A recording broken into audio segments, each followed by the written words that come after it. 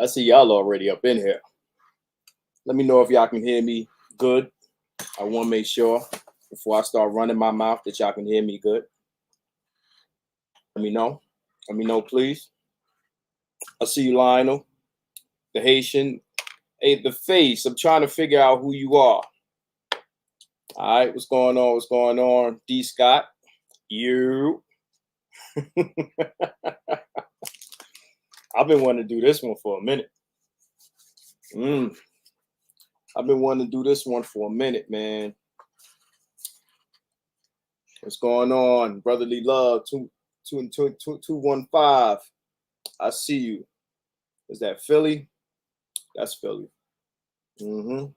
What's going on, man? First and foremost, I want to say rest in peace to Sidney Poitier, man. Sidney Poitier. I don't know what he died of. I don't know if it's COVID, but I mean, he was in his 90s, right? He was in his 90s, right? Oh, Gerald, I see you. Gerald, what's up? What's up? What's up? Yo, it's my man Gerald. My man Gerald Thomas in the building. Shout out to Inglewood, California. You know what I'm saying? But yeah, yes, sir. Yes, sir. Yes, sir. Yes, sir. Shout out to Sidney Poitier, man. Like as a kid, you know, it's not my era. That's not our era. You know what I'm saying? But like, you know, you get older and you realize who these guys are, man, and you realize all the things that that they've done and they've done for us and for Black people. Diego, I see you. I see you, Diego. I see you, man. So, yeah, man, it's like, oh, like the things that he's done. I mean, you know, and of course, Bill Cosby's a thing, right? Right. But, you know, Sidney Poitier, I can't think of a scandal, anything that, at least not that I know about, that they tried to ever put on this man. But that man he made a lot of moves and made us look good. Made us look good, man. So definitely shout out to him, man. You know, this is something that we all found out today. But yeah, shout out to that man right there. This one is called The Death of the Provider Male. I don't know how y'all feel about this title. You know what I'm saying? So the face, I'm gonna get to you, man. The death of the provider male, man. We're living in different times now, man. Right? You know, with is it? Oh, Black Pill Gnostic shared my video. Shout out to Black Pill Gnostic and shout out to Bitter Truth Show. All right, Bitter Truth Show. My man Masante Bay. He's somebody else you might want to follow. He speaks his mind like I do. You know what I'm saying? But yeah, man. For a long time, you know, and I go through this not just with women, but with guys too. A lot of us pretty much we define our manhood through provision, right? We define our manhood as we were told, because a lot of us, oh, you got me on the big screen.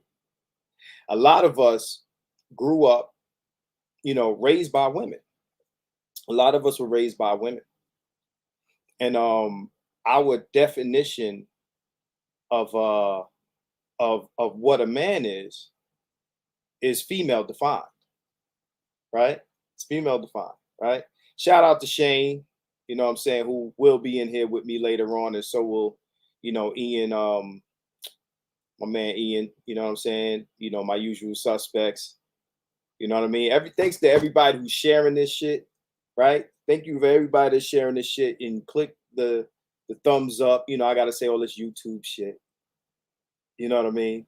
But yeah, the definition of manhood for Black men is female defined. And I was on with Doc Hassan, man, and you know, we spoke about the whole emotional, low thing, carrying, doing emotional labor, right? And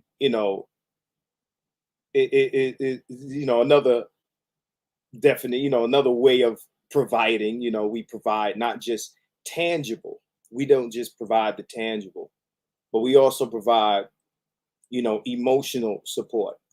We provide a lot of things. Shout out to my man, Davey McTow. It's probably somewhere in there watching this, but yeah, shout out to my man, Davey McTow. Yes, investigator Ian Graves will be in this motherfucker at some point. All right. Now, as you know, I talk the way I talk, so this shit ain't getting monetized, nothing, right? Because this is what it is. You know what I'm saying? I keeps it real. I keeps it 100.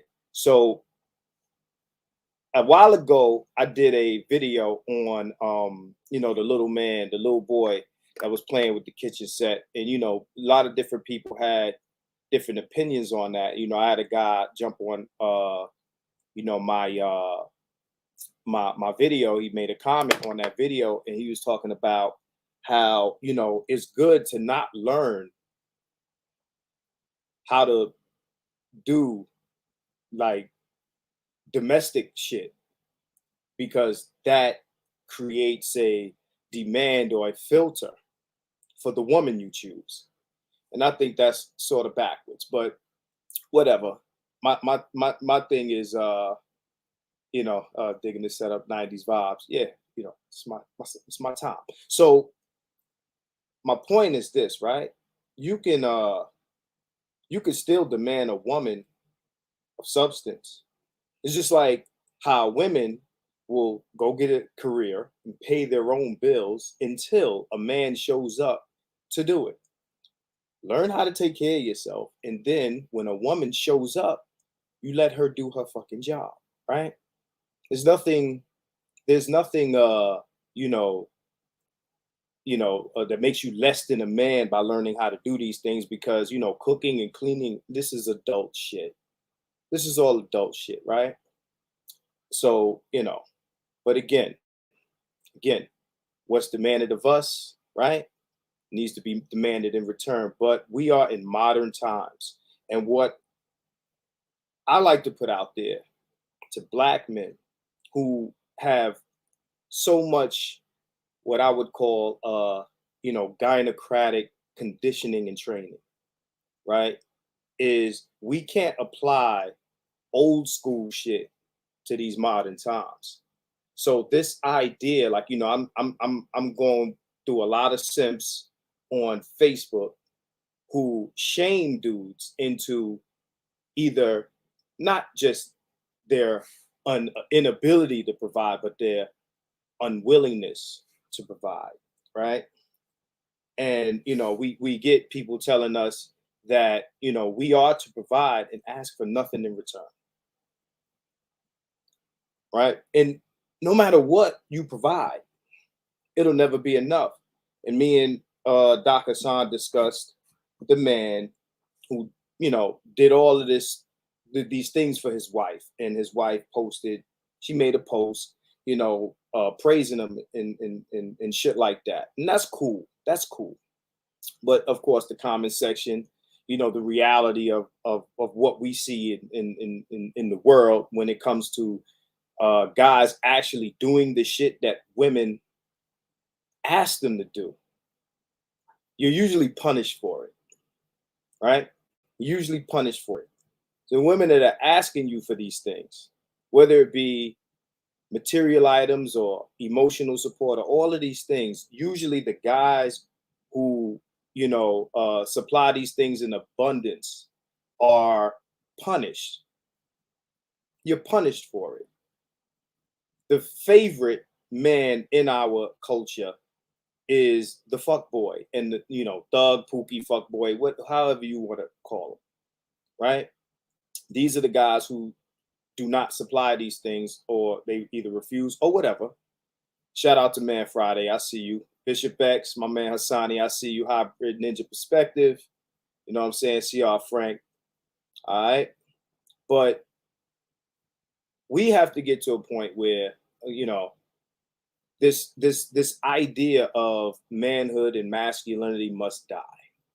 Romeo must die, which probably should have been the name of this video. Romeo must die. That motherfucker got to get the fuck out of here. I hope that nigga catch COVID and go on a ventilator and die. Cause that nigga got to go. So for everyone, every last black grown man in this chat whose names I'm seeing popping up, this idea of, you're not a real man unless, and whatever, servitude to female blank comes after that, throw that shit in the garbage. Throw that shit in the garbage.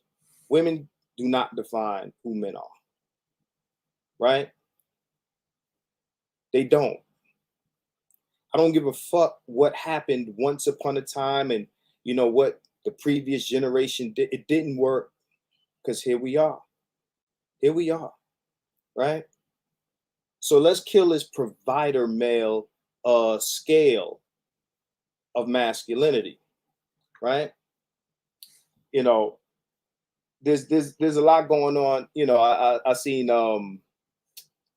what's my man named Lionel mention some news, just in case you guys want me to speak on anything related to this topic that is current events, put it in the chat. Put it in the chat because you might be privy to some current event situation that I'm not aware of. I got some talking points, but I just know who passed away recently. You know what I'm saying? I seen Tariq made a comment.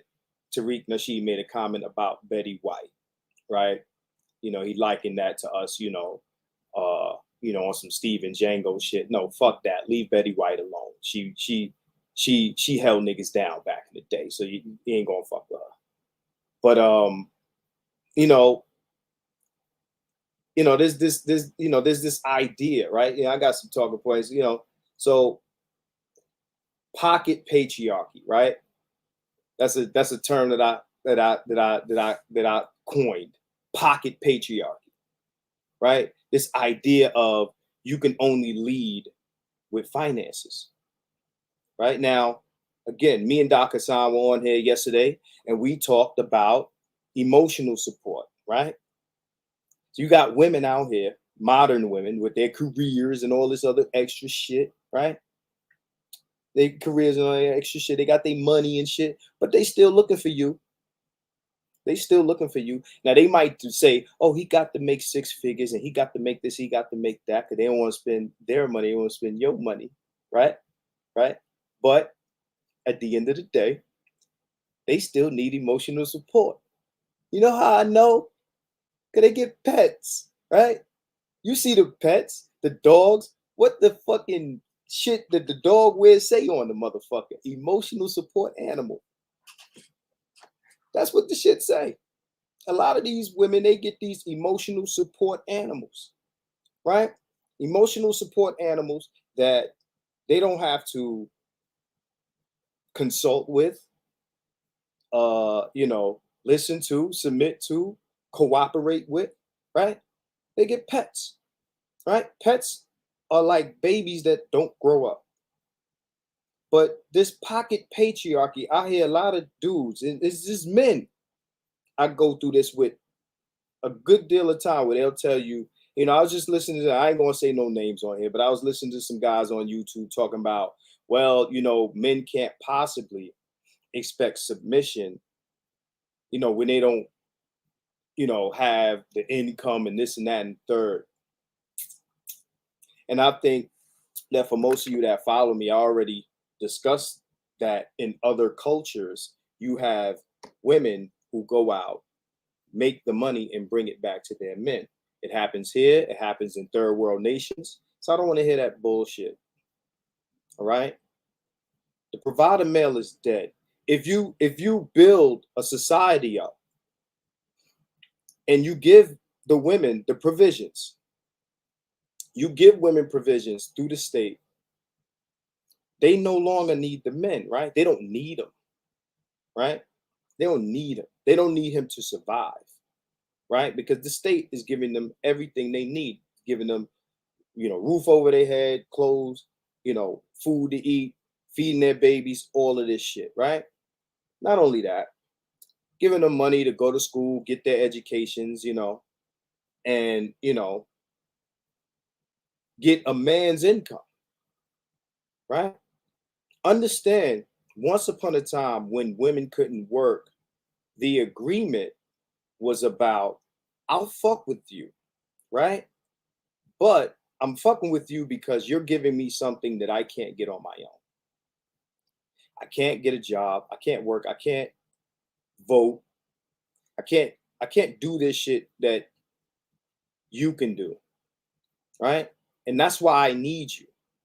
Now, doesn't mean that I like you. Doesn't mean that I'm in love with you.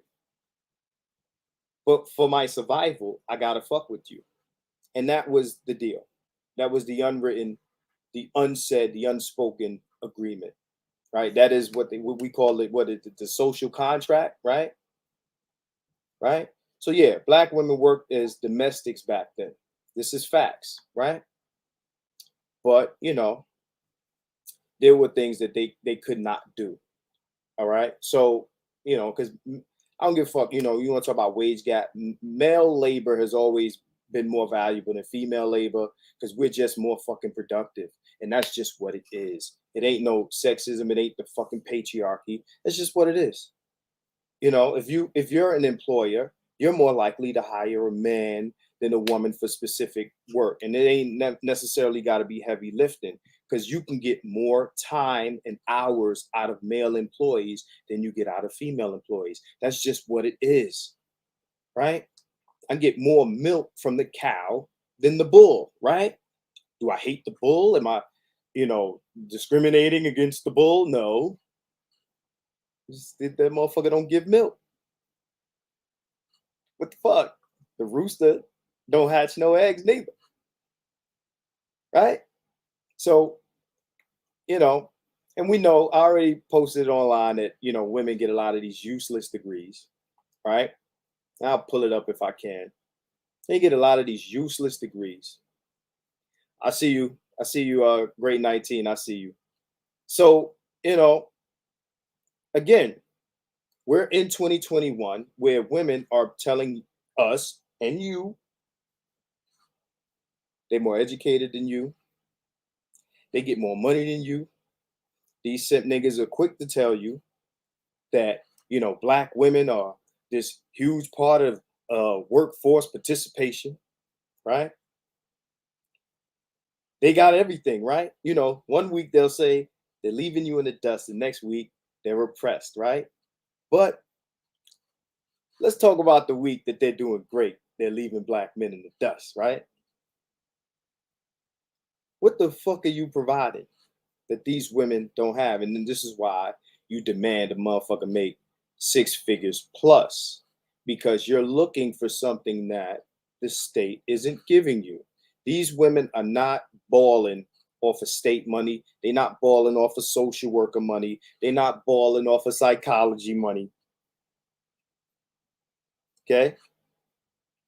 These women will complain that they don't make as much as men and then complain that men don't make enough.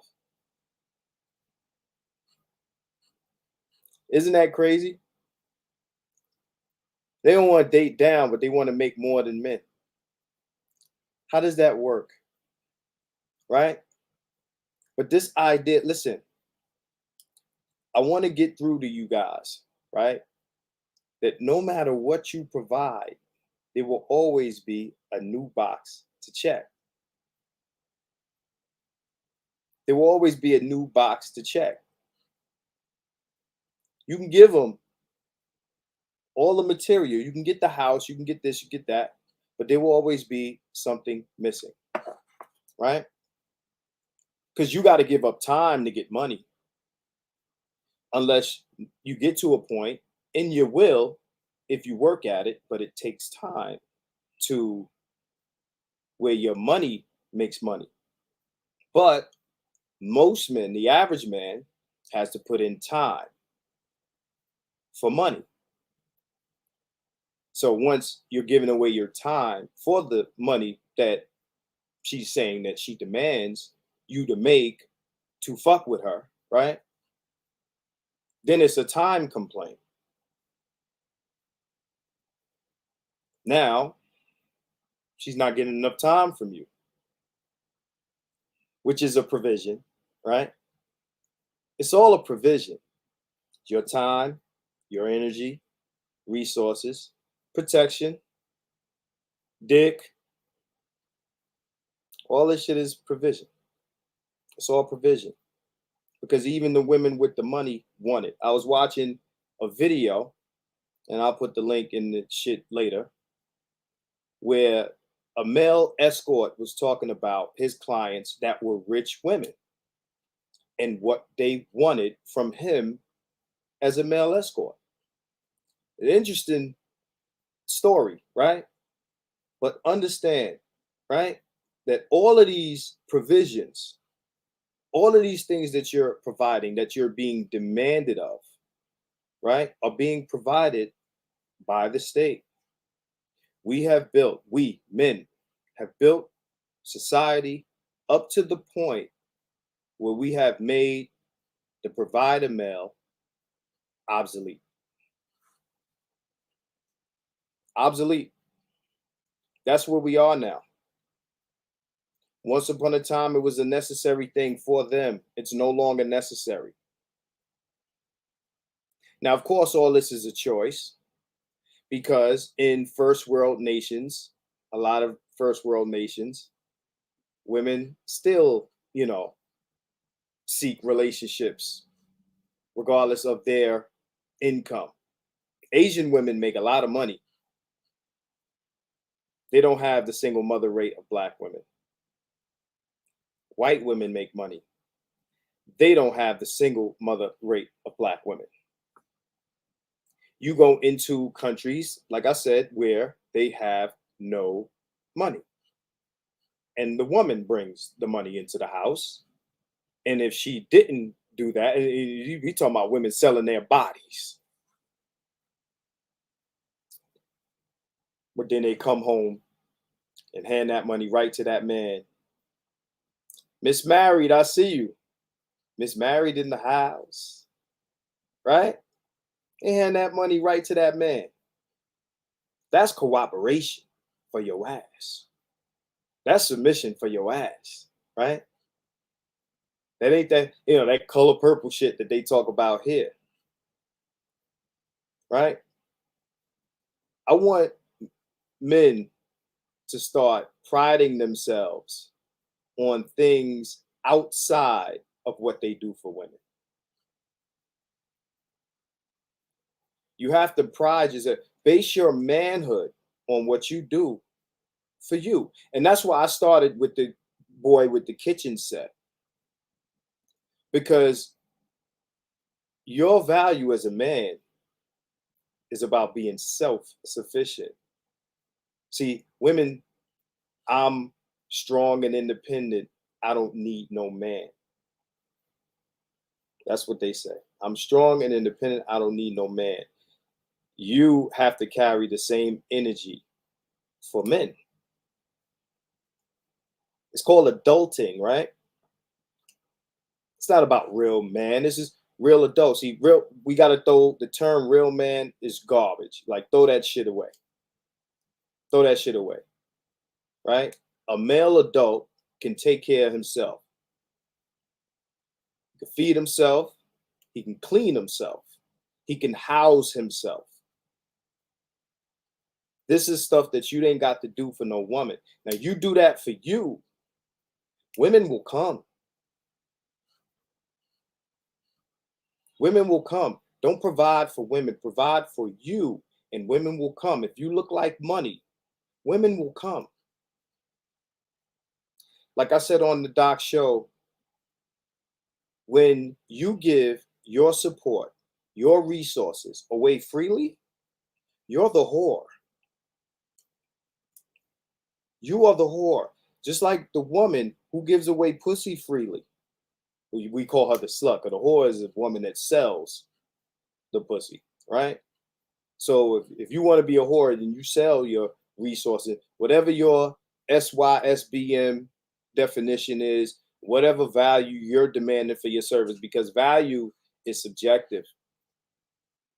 Value is subjective. Whatever you demand from that woman for your presence, for your energy, for your time, for your emotional support, for your paper, right? For your hands opening her jars and reaching shit for her, and the shit that Kendra G's fucking simp ass daddy was talking about. That's all what niggas for, right? All that shit is valuable. All that shit is valuable. Okay? Trust me, they'll tell you. They'll tell you, right? Provision ain't free. Provision costs.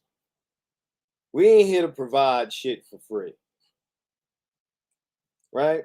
So you got to demand shit. Your value as a man does not come simply in the act of provision.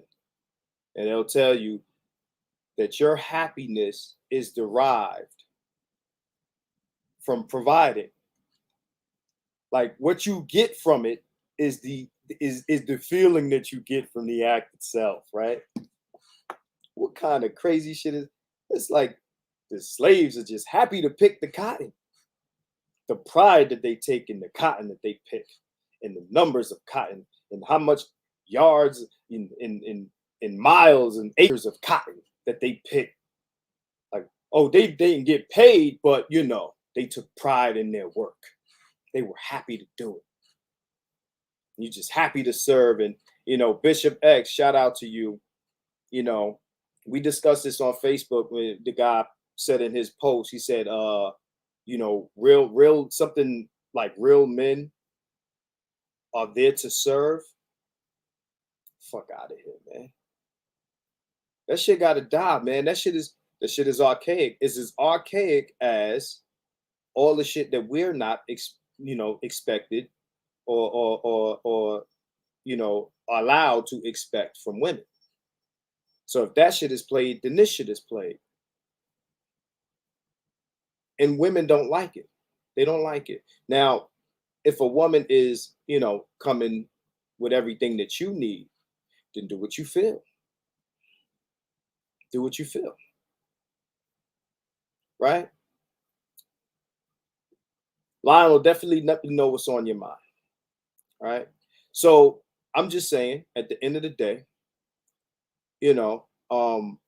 what you bring is actually more valuable than pussy. Supply and demand. There's more pussy on earth than what we're doing or what we have. There's more women on planet Earth. Not only is there less men on planet Earth, but there's less men, right, that have the qualities that women are looking for. So you provide for yourself. You provide for you. You build yourself up. Self-sufficient. What Ron Neal, Doc Neal says, BMI, right? Black male independence, right? That's what he calls it, right? That's his catchphrase. Follow Dr. Neal if you ain't following Dr. Neal already, right? But provision for the sake of, for the fuck of it, oh hell no. Pocket patriarchy, like I said, Now, I'm seeing a lot of posts on, this conditional submission and femininity. Conditional. Like, I can only be feminine if you do this, that, and the third. And I've seen a couple of guys push back on that, saying, well, if your femininity is conditional, then my masculinity is conditional. Right? Makes sense, right? It sounds just as ridiculous. right? You're not masculine until she's feminine. You're not feminine unless a nigga's providing. But these are queens, these are lionesses, right? These are go out and get it girls, right? These are boss bitches, right? You a boss bitch going out, you doing your own damn thing, right? See, black men are stuck in the past, right? Past glory, past patriarchy, past dominance, old school, you know, just make the community great again. Nah, man, it's not gonna work. And this is for the men that believe in this. Because you have men who went out, got them a few nickels, and now they're gonna shit on the rest of Black America, right? With trick logic. It ain't tricking if you got it, you broke ass niggas. I ain't gonna say no names, but I hope you're in here. I hope you're in here. You know, niggas trying to buy a black woman back from the white man. The state got her. Yeah, the hangover. Bangkok's got her, right? The state got her. America got her. You can't buy her back from the government. They bought her. She's bought. They own her. They own the deed. We can't buy her back. We can't buy the black woman back from the state. They own that. It ain't happening. You ain't got the bank that they got. They giving women money every week to turn around and not fuck with you. They are the provider male now. Okay? It's like a bad union negotiation. I'll trade your welfare and degrees for black utopia and dick.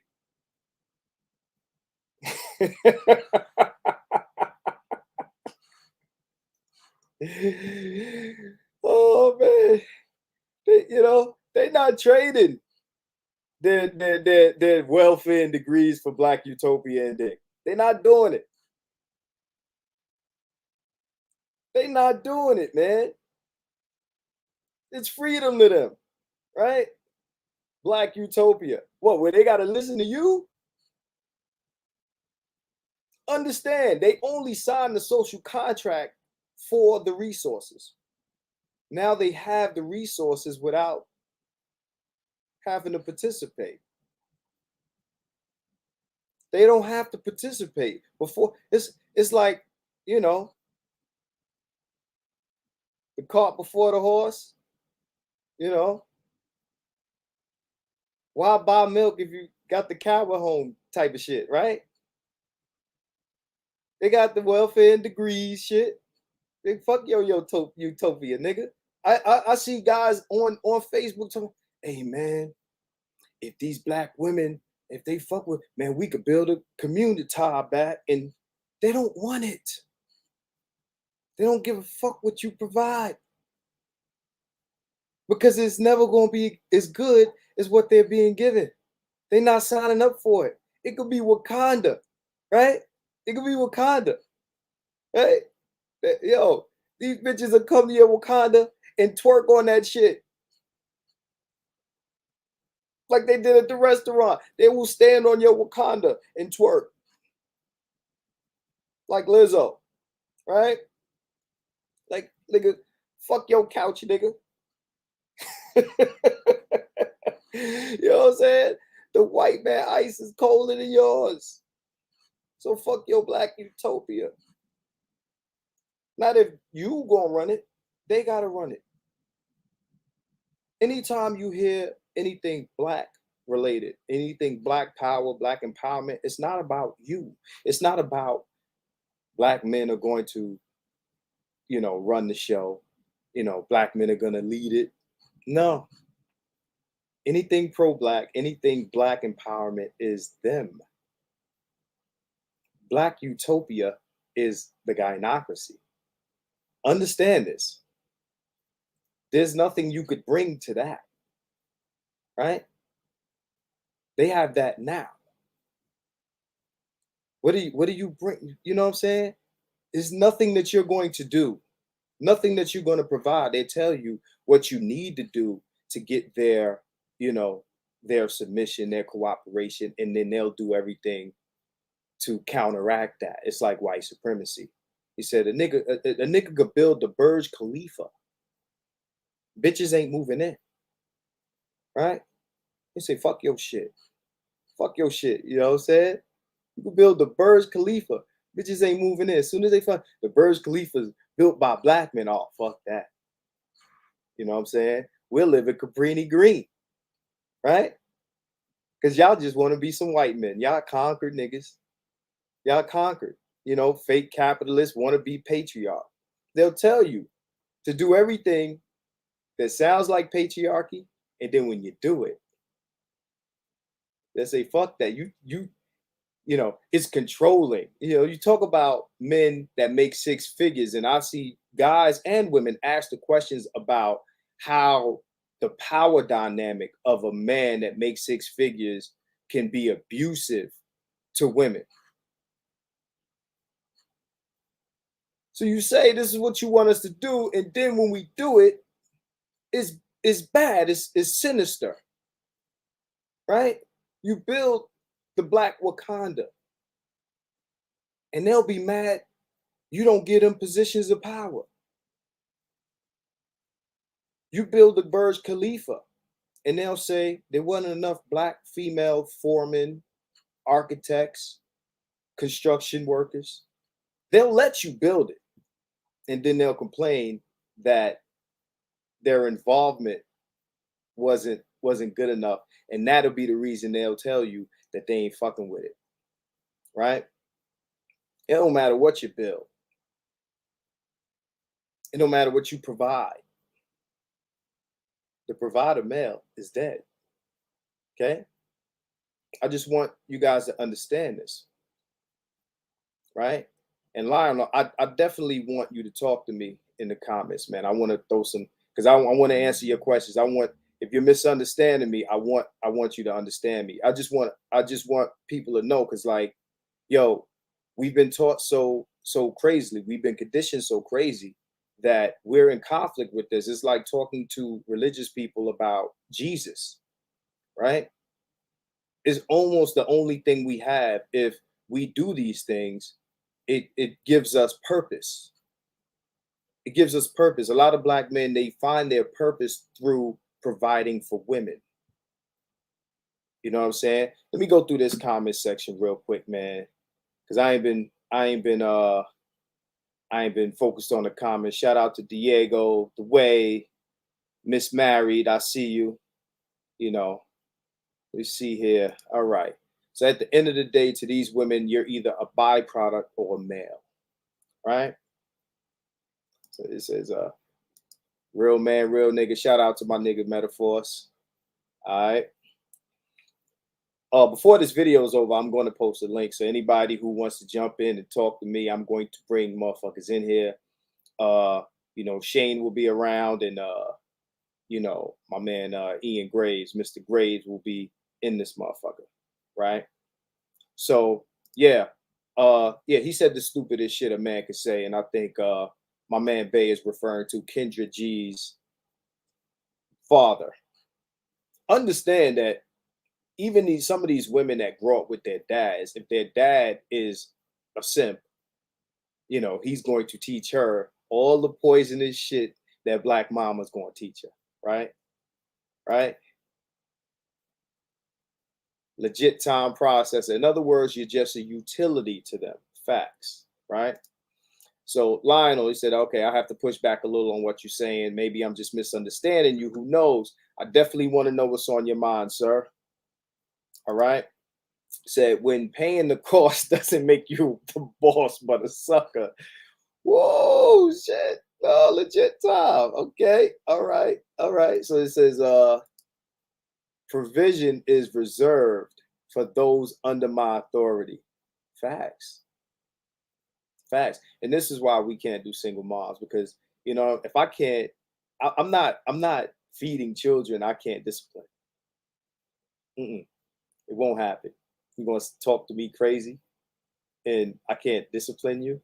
Nah, nah, nah, nah. So okay, the communita is an intersectional Borg with simp guardians. Yo, bro.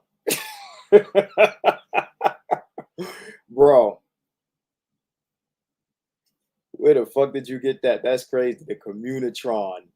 Wow. Okay, so in South America, the women are culturally raised to be submissive. There's no such thing as a conditional submission over there. Definitely not. And I tell people like, yo, a lot of this shit is culture. This ain't about what a man doesn't have versus what men do have. Because you look, there's proof of that not being true in other places in 2022.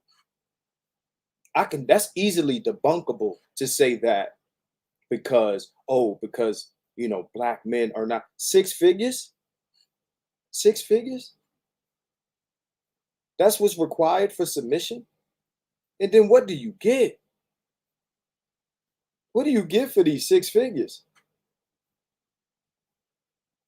That's a lot to be paying. Yo, like my shit better look like an Instagram model with 500,000 followers or some shit. Like, and I know you guys got Instagram profiles, and I know you follow some of these profiles where they post nothing but models because I run some of them, right?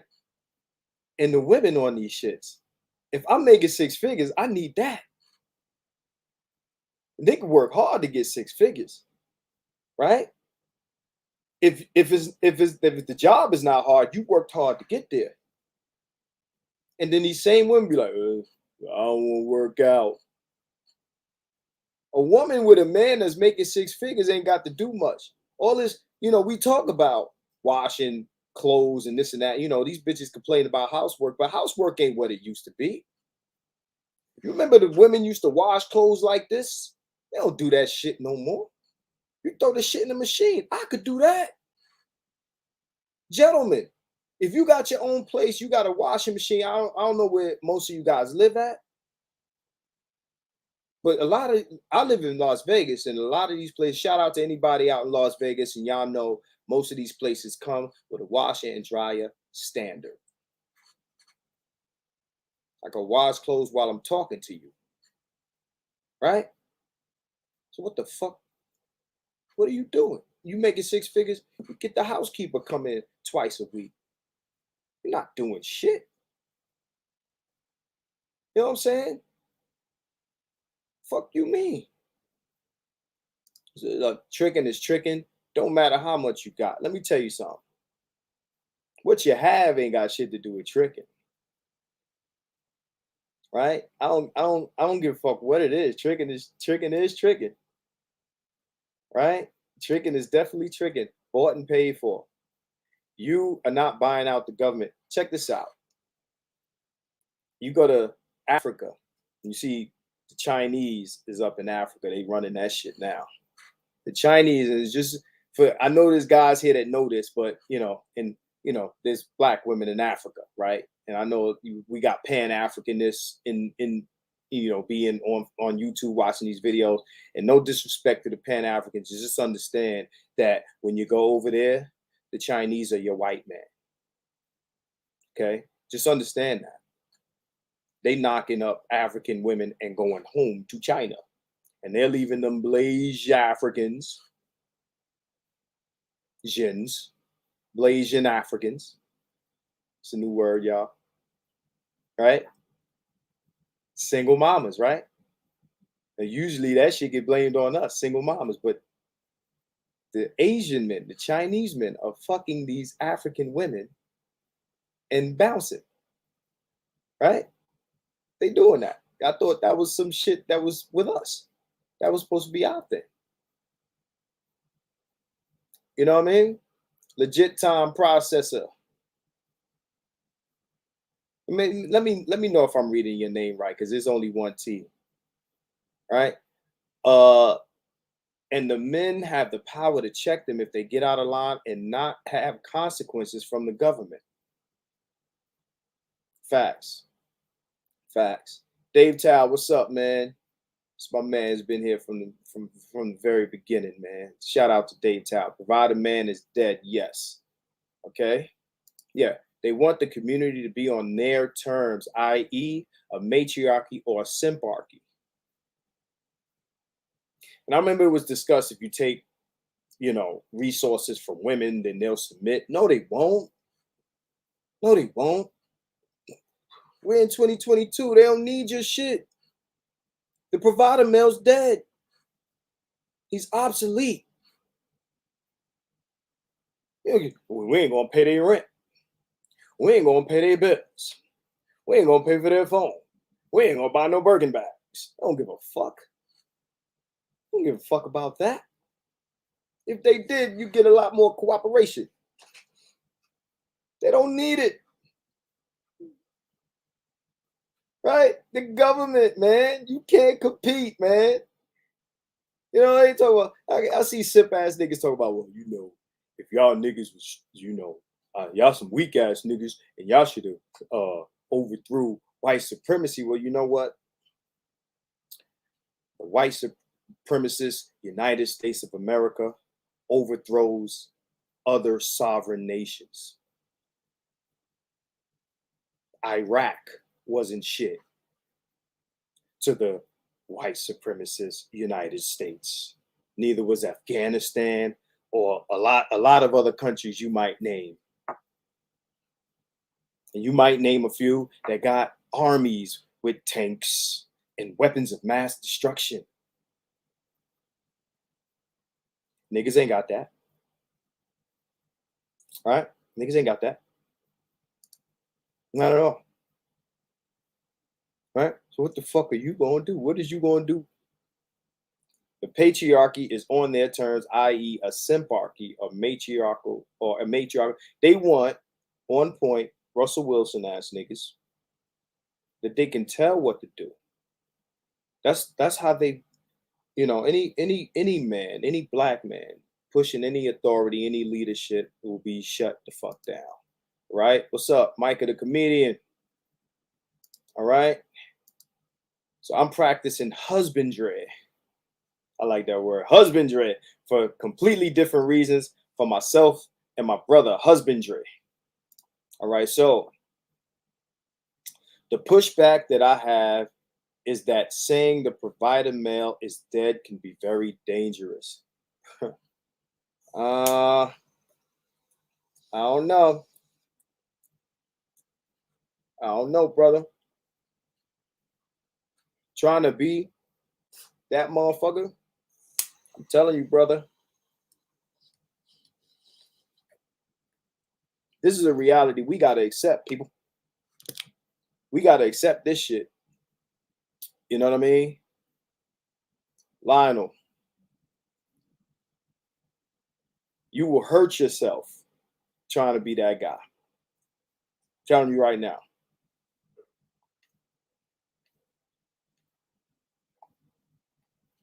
You hurt yourself trying to be that guy, man. Said, paying paying the cost to take a loss. Paying the cost to take a loss. I like that shit. Yo, boss. Paying the cost to take loss. I like that. That's how that sounded. That's the shit that I heard in my head reading that shit. Taking the cost to paying the cost to take a loss. Oh man, yo, Kyle, man, you crazy, man. You crazy, man. So, all right, so there's more to the role of a man in a relationship than just providing provision. While I agree that you should be self-sufficient, gender roles are still very important. Yeah, in a relationship, right? In a relationship, both people should be providing, and that's not what is going on here. So it's not what's going on here. All right. What do you guys get for Valentine's Day? What do you guys get for Christmas?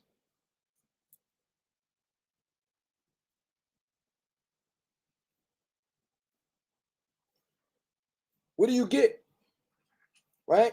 Understand our culture. Look, when I was growing up, Valentine's Day used to be about couples. Now it's a day for women. Now, Valentine's Day coming. Remember I said this shit.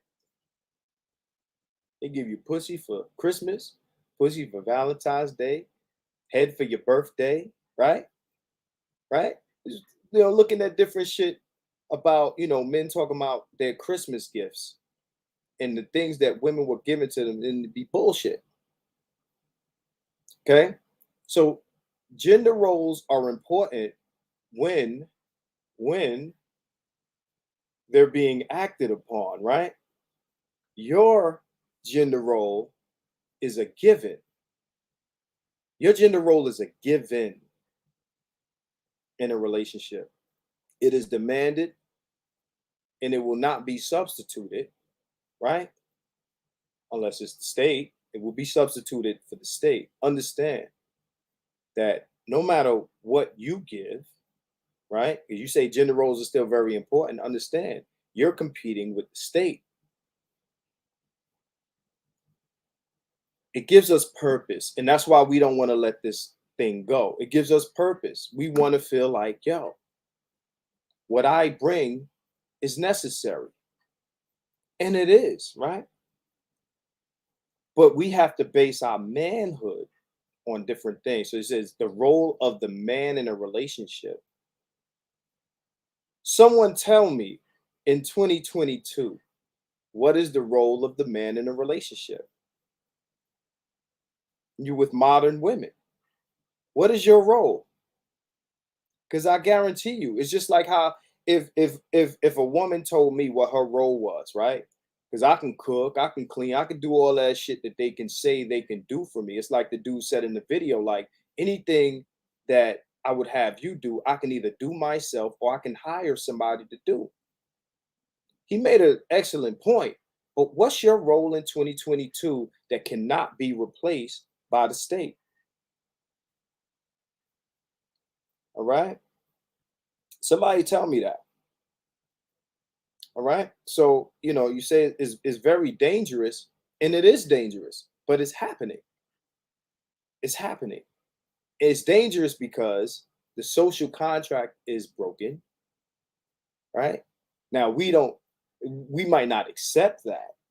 Right. But it's real and it's happening. Right. So he said, with 6 figures, you get to have a pseudo incestuous relationship with your daughter.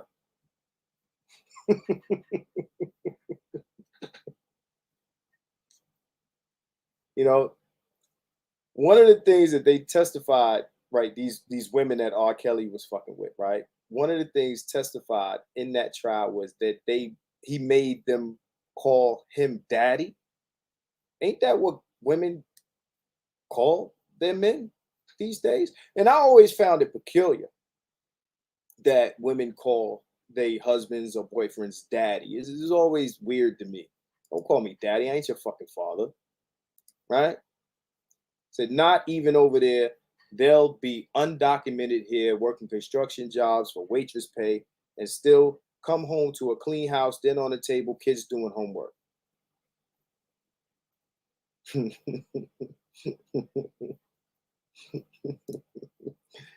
This conditional shit seems like too much, like it seems too much like a prostitution proposition to me. Nah, I'm good.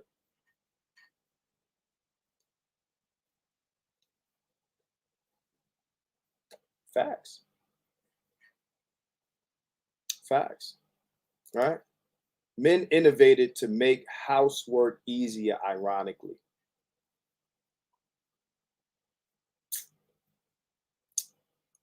Yeah. The shit that they're saying they provide in return for you, that job has been made easier. Tell me how your job has been made easier. Your provision, right? The thing that gives you meaning and purpose in the relationship. You still got to do what you got to do. There's no substitute for what you do, except the state. I just want to keep that in mind. Like every time I say that, I have to say the state. What do men provide? that the state does not. All right. It's like David Carroll. Rest in peace, David Carroll. Forgot to say that shit.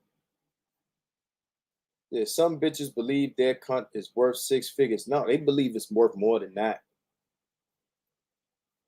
They believe it's worth more than that. Anything you bring, their vagina is worth more. You don't believe me? This is what you do. Tell a woman, right, that they have to fuck with you. They have to fuck you for blank.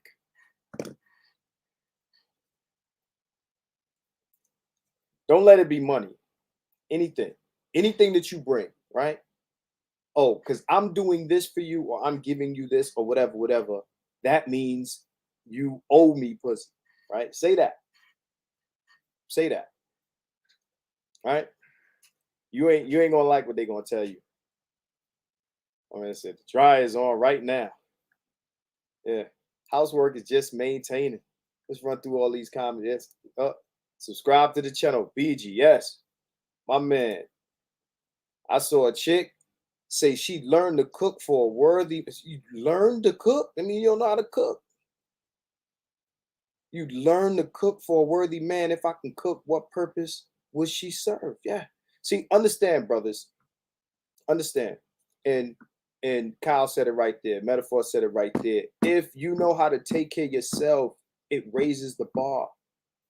So the thing that homie said on my other, and I don't know if homie you're in here watching this video, but he said that men should not learn how to do these domestic duties because then they leave that open for the woman. No, it leaves you handicapped. So now you got to deal with bullshit because you need the woman to do these things, right? But it's just like when they say they get their own bag and they don't need you because they get their own bag. You have to learn how to do the things that you would have them do for you for yourself. So then you can tell them, what you're offering me ain't shit. I can do that. When women make 80 grand and you make 80 grand, you know what they say to you? I make 80 grand. I don't need you. Even though together we make 160,000, right? And her life would drastically improve with the, you know, the combined income. Just understand that they're going to live on your income. That's the plan. Whatever it is that you make, that's the lifestyle. So if you make 80,000 and I make 80,000, we living on your 80,000. You know what I'm saying? So it doesn't matter. This chick say some shit like this. I learned to cook for a worthy man. The girl couldn't tell me that shit. I cook. And I ain't ashamed to say it. I got a bunch of pots and pans. Yo, listen. Yo, my man Bay, Masante Bay, he know, right? I talk that shit about cooking. I cook a chick breakfast like she is fucking IHOP. And some women have been blessed enough to have received that, right? I'm just saying, you can't bribe me with learning to cook. And that's why, Black men, we need these things. If you got money to hire a cook or hire a housekeeper, then do that, right? So, okay, honors for your hard work and great perspective. I plan to come back and watch this video, just checking in. I appreciate you, right? My man Bay says women don't realize they need a man until they're 3 kids in, 82 pounds overweight and aging. So you hot shit when you in your 20s and you got 8 niggas taking you out to dinner and giving you money and buying you bags and all this other shit, right? You hot shit, right? You know, you hot shit then. But when that wall hits you and you're actually worse off for the guys you want, that's when you realize, oh shit, you know, oh shit, like I need these niggas. I need them, you know? Yeah, man. Yeah. Like, yeah. Another point that I got here is women got way more access to dick than men have to pussy. Right? That's the only thing that they need really from you. That's why it's so easy to fuck women nowadays, because they all they need is the dick. Yo, listen, again, provide for you. Provider to me, the provider male is the toxic masculinity. This idea of the toxic, I mean, of the provider male, that is toxic masculinity. That is, masculinity under the idea that is the only way you can lead or you be a man is out of your pocket. Like you have to buy your manhood. Stop buying your manhood. I don't care how much you make. I don't care how much she make. The funny thing is, when you're in touch, and I got to make a video about this, about, I see a lot of videos about female nature. We got to get in touch with our male nature. Our male nature has been demonized. And people ain't gonna like what I got to say about that. Because a lot of the things that we confuse as male nature is really social construct. And the things that's really male nature is is looked at as some really terrible shit. But the really terrible guys who embrace their male nature get the most women. Yeah, yeah. Gotta embrace your male nature. It's some instinctual primal shit, right? But you gotta embrace it. I think being the self-interested academic societal middle woman for a race of people is more dangerous than a true statement. Yeah, absolutely. Said for V-Day, a trip up north. Oh man, same pussy I got all year and some socks. Whoa, whoa, Diego. You see what I'm saying? So we talking about gender roles, right? And what each person provides. You get the pussy that you've been getting. So they get to get the dick on your day or y'all day, right? Yeah, shit to do more work with. See, I'm planning something big for myself for Valentine's Day. Looking forward to do it. Yes, do that. These girls do this self-care shit, right? Right? Christmas, buy yourself some shit. Valentine's Day, go somewhere. Eat a big ass steak. Go to Roof Chris or Peter Luger or some shit like that. The provider male is dead. SYSBM, people. Okay? So I no longer care about the feeling of being needed, right? Emotional labor? Absolutely. In fact, it's become harder because female labor participation in foreign industry makes job competitions fierce. See, the thing is, these women want provider males, but they're taking the provider male jobs. Yes, please get those likes up. Right? So is being a provider similar to being a bed buck, or is it totally different? A bed buck? Oh shit. I don't know, man. You're gonna have to go in that. If that is what it sounds like, I would beg to differ. Jason Black said women practice a blind auction hustle to see which is the simp who will provide the most for her. It's monkey branching, bigger and better deal. Understand that when you don't, do these things, I don't care what provision or function you take away from women, they will attempt to find someone else who will do it. The only problem is it's musical chairs. There's more women than chairs, us being the chairs. There's more women than men here. And there's even more women than qualified men, right? So I like to believe, even though the washer and dryer and dishwashers, robot mops, yeah, I ain't mentioned the robot mops, but I was going to, and vacuums were marketed to make less manual labor for women. It was secretly created by men to liberate men. That would be some shit. So I'm gonna leave this on the screen. Y'all take a screenshot and buy all this shit. Buy you a robot mop, a washer and dryer, dishwasher and vacuum, and buy all that shit. So now you can have all these functions done and you don't have to feel, you know, domesticated, right? You need all this shit done. This is what adults need. We need clean clothes. We need a clean house. If you feel a way about, ringing a mop and wearing the yellow rubber gloves to do this and that, if you feel a way about that, take advantage of tech. Men have created some very wonderful things to liberate women and you, right? And you, all right? So yeah, you don't cook for every woman, but if you can cook, you will get them drawers. Usually it's after you get the drawers that you cook. So I am not cooking for no woman. She could cook for me. I ain't gonna say for no woman. But I like cooking, man. I like it. Don't put cooking down. It's a very cool thing to do. These motherfuckers make a lot of money cooking, man. It's not a, buy stock, not manhood. Absolutely. Tyler Perry always make the provider males in his movies out to be the bad guy, toxic and emotional, abusive. Yeah. See, when you got it, you missed her. See, you watch Sex in the City, and what's the Big Daddy or whatever this motherfucker name was in Sex in the City? The only reason I know this motherfucker's name because I took a girl out to the movies. Yeah, I took a girl out to the movies. Shut up.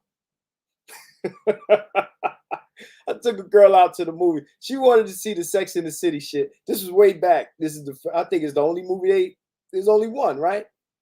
When let this girl drag me to watch Sex in the City.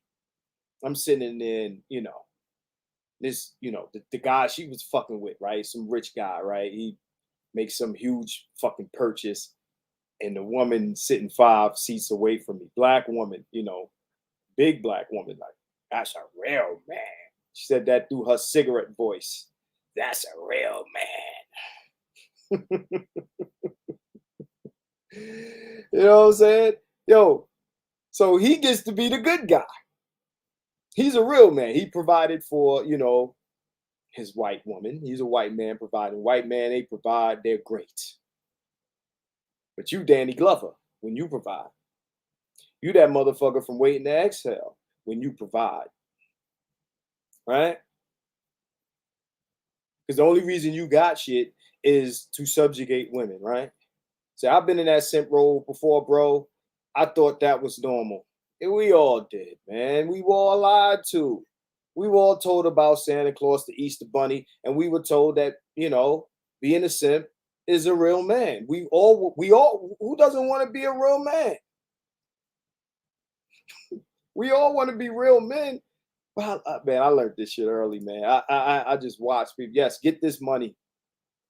Get this money. And I'm focusing on making money and taking my ass out to the spa. All right, I caught up with these comments now. Tyler Perry made his fortune on the backs of black women, but also on the necks of black men. You could take any character from his movies and interchange them with a color purple character. Yes, indeed.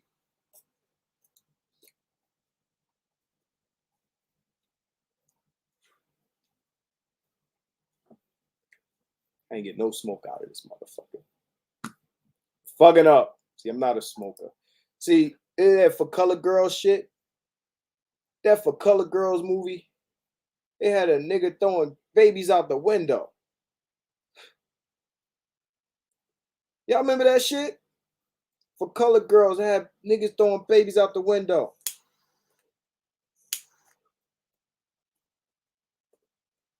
Nigga throwing babies out the window.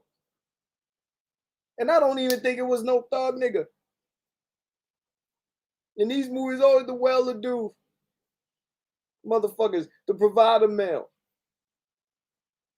They don't want the provider male. The provider male is a hard nut to crack. It's just y'all just too much. Now I'm about to bring some motherfuckers in here. Right? I'm about to bring some motherfuckers in here, man. I want to talk to some people, man. Right? Now, before I bring niggas in here, we ain't about to talk about Pan-Africanism. All right? It's called the death of the provider male. We're going to stay on topic. We ain't talking about no other, far-reaching other shit. We're gonna talk about death of the provider male. There's the link. All right. I know my boy Graves is gonna jump in here. So jump on in here, Graves. I'm waiting for you. Shane, when you get a chance, jump in this motherfucker. But I need to hear some people talk to me. Right? Because the provider male, like, I don't give a fuck. I don't give a fuck what you do. Stop basing your manhood on what you can give or what you can't. Because there's a motherfucker out there getting the pussy that ain't giving a shit. And we know his name. We know his name. And she loved this nigga. Right? So come on in here, brothers. Holla at your boy. Yo, Mr. Graves. Where you at, man? I ain't see you pop up yet. You're moving too slow. My man Bay, whoever want to jump up in here. All right, so I got D Quick, right? Right, so I'm gonna keep this rolling because I want to get people in, get people out. I'm gonna do this Dr. T. Hassan Johnson style, right? So what's going on, bro? Hello. Can you hear me? Yeah, I can hear you. Can you hear me? Absolutely. Yeah, hi. I'm D Quick, also known as The Face. Oh, how you doing, man? Yeah, not bad. Now you, I think, okay, I remember you in the comment section. Yeah. What's And I going on, mentioned, man? yeah, not much. So Nice and you're gone. I think you were going to tell me Yeah. about you're in Australia. Yeah, I'm Indigenous Australian man. Yeah. Indigenous Australian. Yeah. Hey, this is some shit right here. Yeah. Hey, look, man. Like I remember the first time I met an Indigenous American, it was a big Yeah. thing for me. So for me to talk to someone Indigenous Australian, I wish you had an avatar up there. It's cool. It's cool if you don't, but I wish you had one up, right? But I want you to give me an idea because Australia is not a country that we often hear about or talk about, No. right? And you know, I told somebody today. It's funny. It's funny that I got you on here. I told somebody today that I consider Indigenous Australians to be Black people. Now, Well, we've always called ourselves that. yeah, I consider Even them. though I'm mixed and light skinned, but I'm Indigenous Australian. This is Hey, my look, home. we got light skinned Black people all over the planet. Yeah. Dr. Clark said Black people without a shred of white man in them come in all shades, right? So this ain't the Dr. Umar Johnson bullshit, Oh right? no. Okay, so I want you to tell me what the landscape is in Australia in regard to what we're talking about. I'm ready to listen. Talk to me, please. Yeah. Well, and see, like I asked you if I can come on and talk about the impact of feminism out here, and I wanted to clear up something that Sandman said as well. Yeah.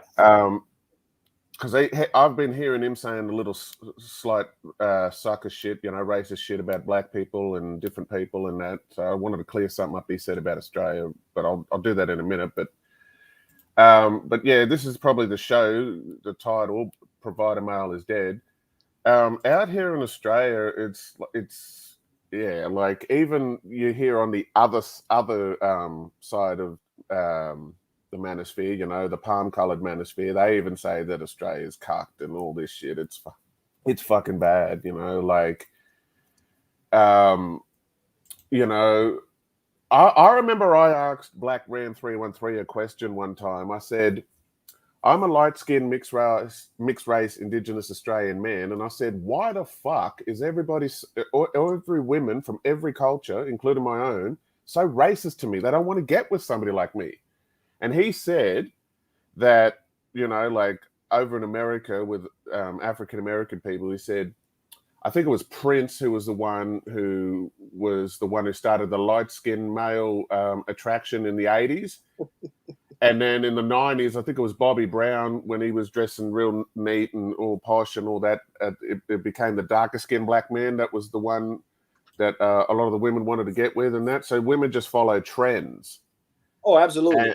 And not only that, but I also said to Black Ram, it also could be that society has never been taught to value a light-skinned mixed race man.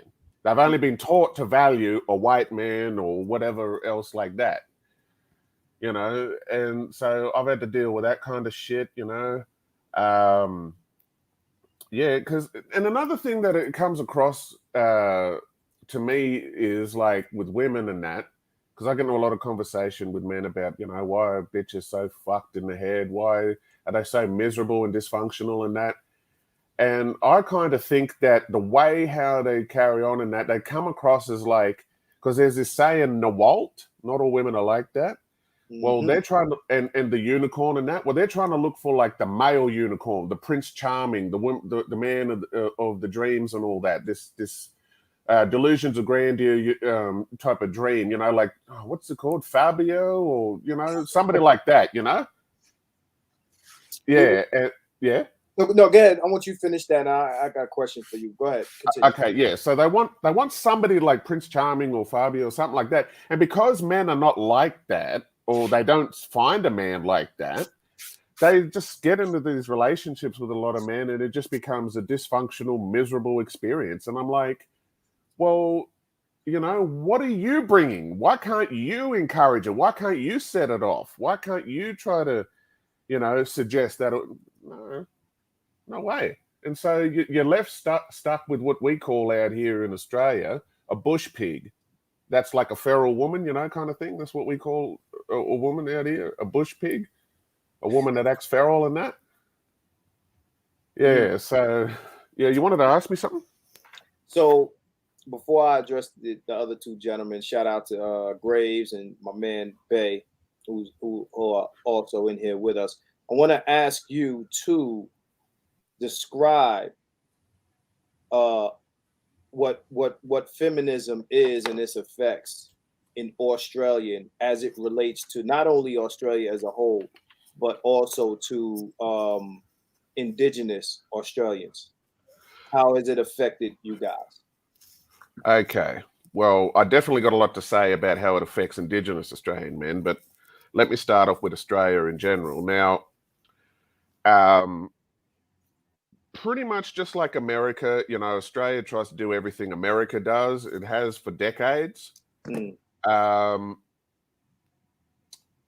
thing about that is, you know, like the reason why I bring that up is politically we see a lot of women always pushing for equal this, equal that, more women in this, more women in that. And you're starting to notice that like every fucking where in nearly every job, you just see women all the fucking time.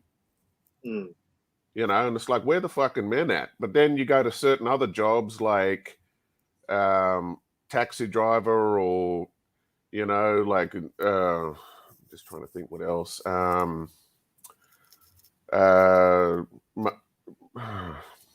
Can't think off the top of my head, but just basically more masculine type of jobs and that.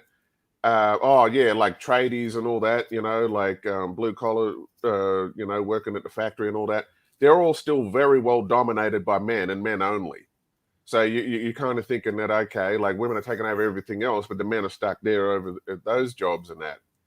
And so, you know, you've got that kind of shit, even though women now, because they, you know, can't get any more of those jobs, they're already taken over in that. They're now starting to try to get into the tradie jobs, trying to get into everything because they got no other work that they can get over there because there's already some woman that's got it.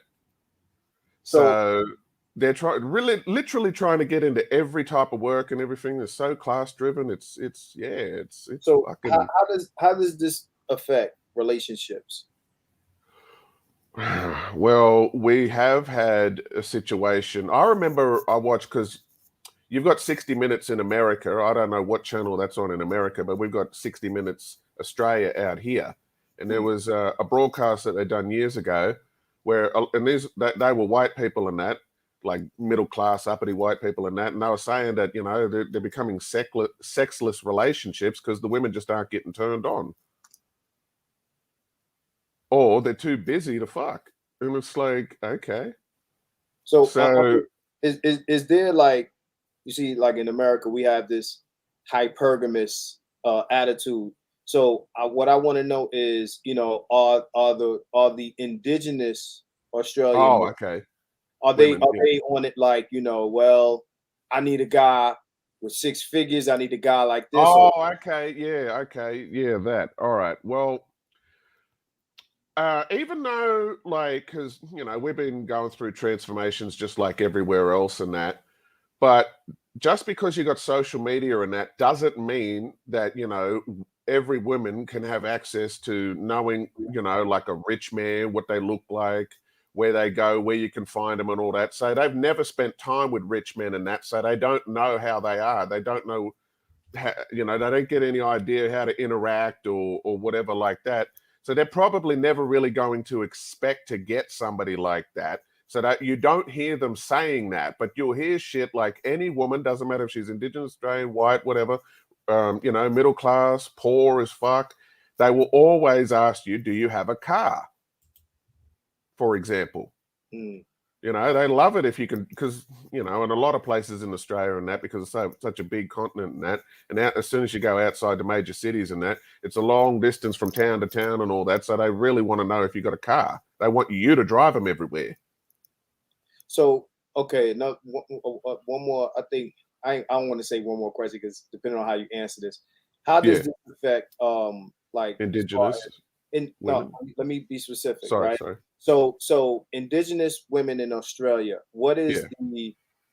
what is the story in regards to their openness to family structure, All being right. single parents, Oh, yeah, yeah.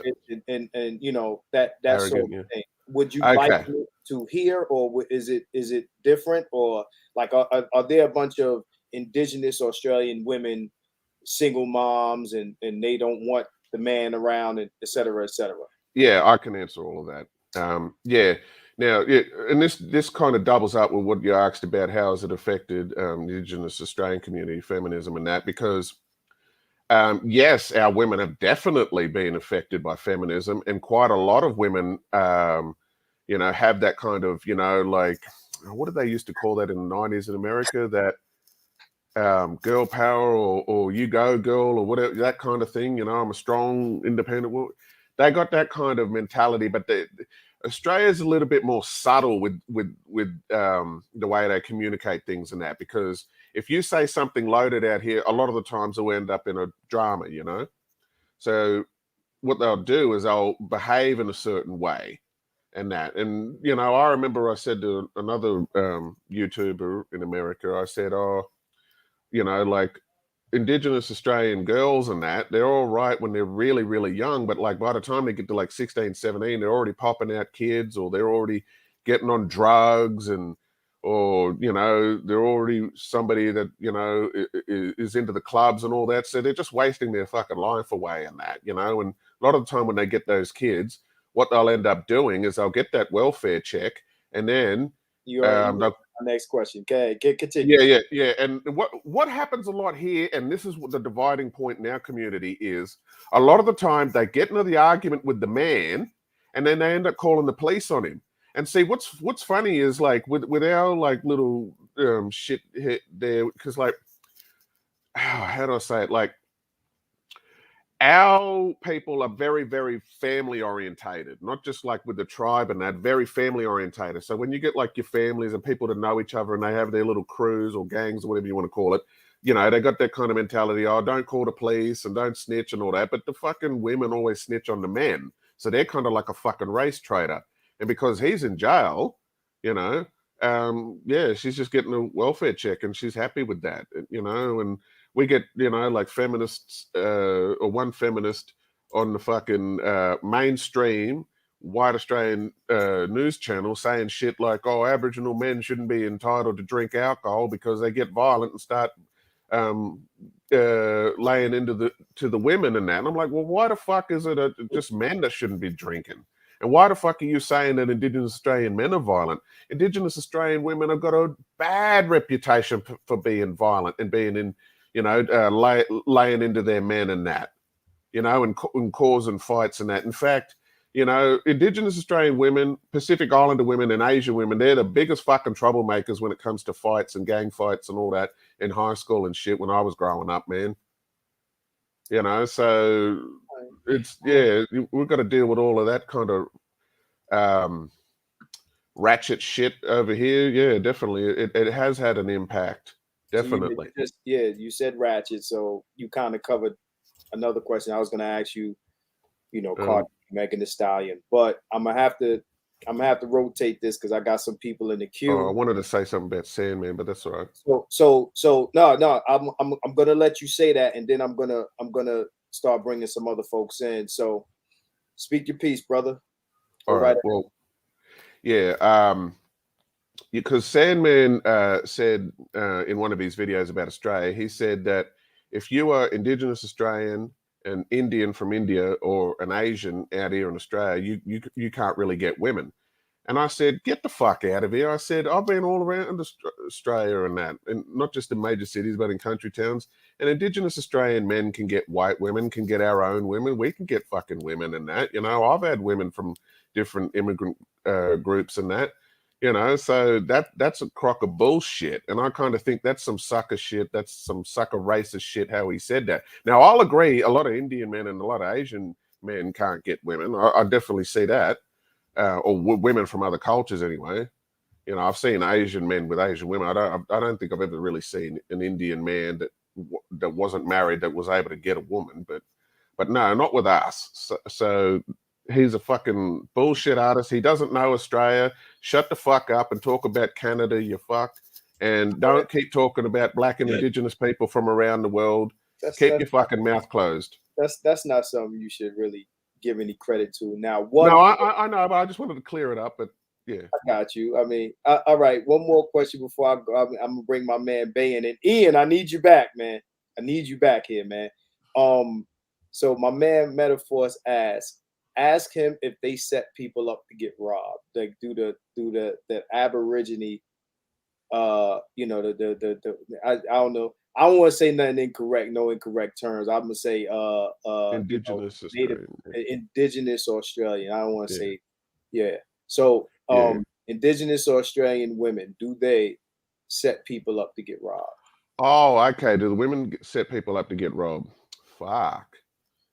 Like, is that something that they do? Like, you know, I'm gonna get my brother on you. I'm gonna get my. Can I tell you a personal experience I remember? Try to keep it concise because I got Try to keep it. Give me the Cliff Notes version. I'm listening. Well, here's what happened. Here's what happened. Right, when I was younger, we had a friend of my father's who was an Indigenous Fijian man. He became me and my brother's godfather because him and my father were really close. And he was staying with us and that, and he would bring home, because he was a bouncer at a nightclub, he would bring home women every so often and that, and one of them was an Indigenous Australian woman. And one night there, Bill, my godfather, he wasn't home. And she came around, and she was in a car with some other fucking black men, and she came around saying, oh, I left something here. And then my father thought it was strange, but he still let her in. And it's like, okay, well, what are you looking for? Anyway, she turns around and robs him, and then goes in the car and just gets the fuck out of there. And my dad's scratching his head thinking, what was that about? And then when Bill came home, he said, oh, what happened there? You know, where's my stuff and all that? And then he pieced it together and said, oh, I shouldn't have done that. And he explained it to Bill and that. And I was like, oh. So, yeah, like, absolutely, of course. They do all kinds of sucker shit. Hey, man. I've been robbed by Indigenous Australian woman twice, 2 different bitches, you know, like, yeah, they're fucked. I don't trust them. I don't have anything to do with them if I don't know them and I don't bet them. And really, if they're street and ratchet, they'd always do that. That's what a lot of them are in jail for that. Robbing people. America, fucking the world up, man.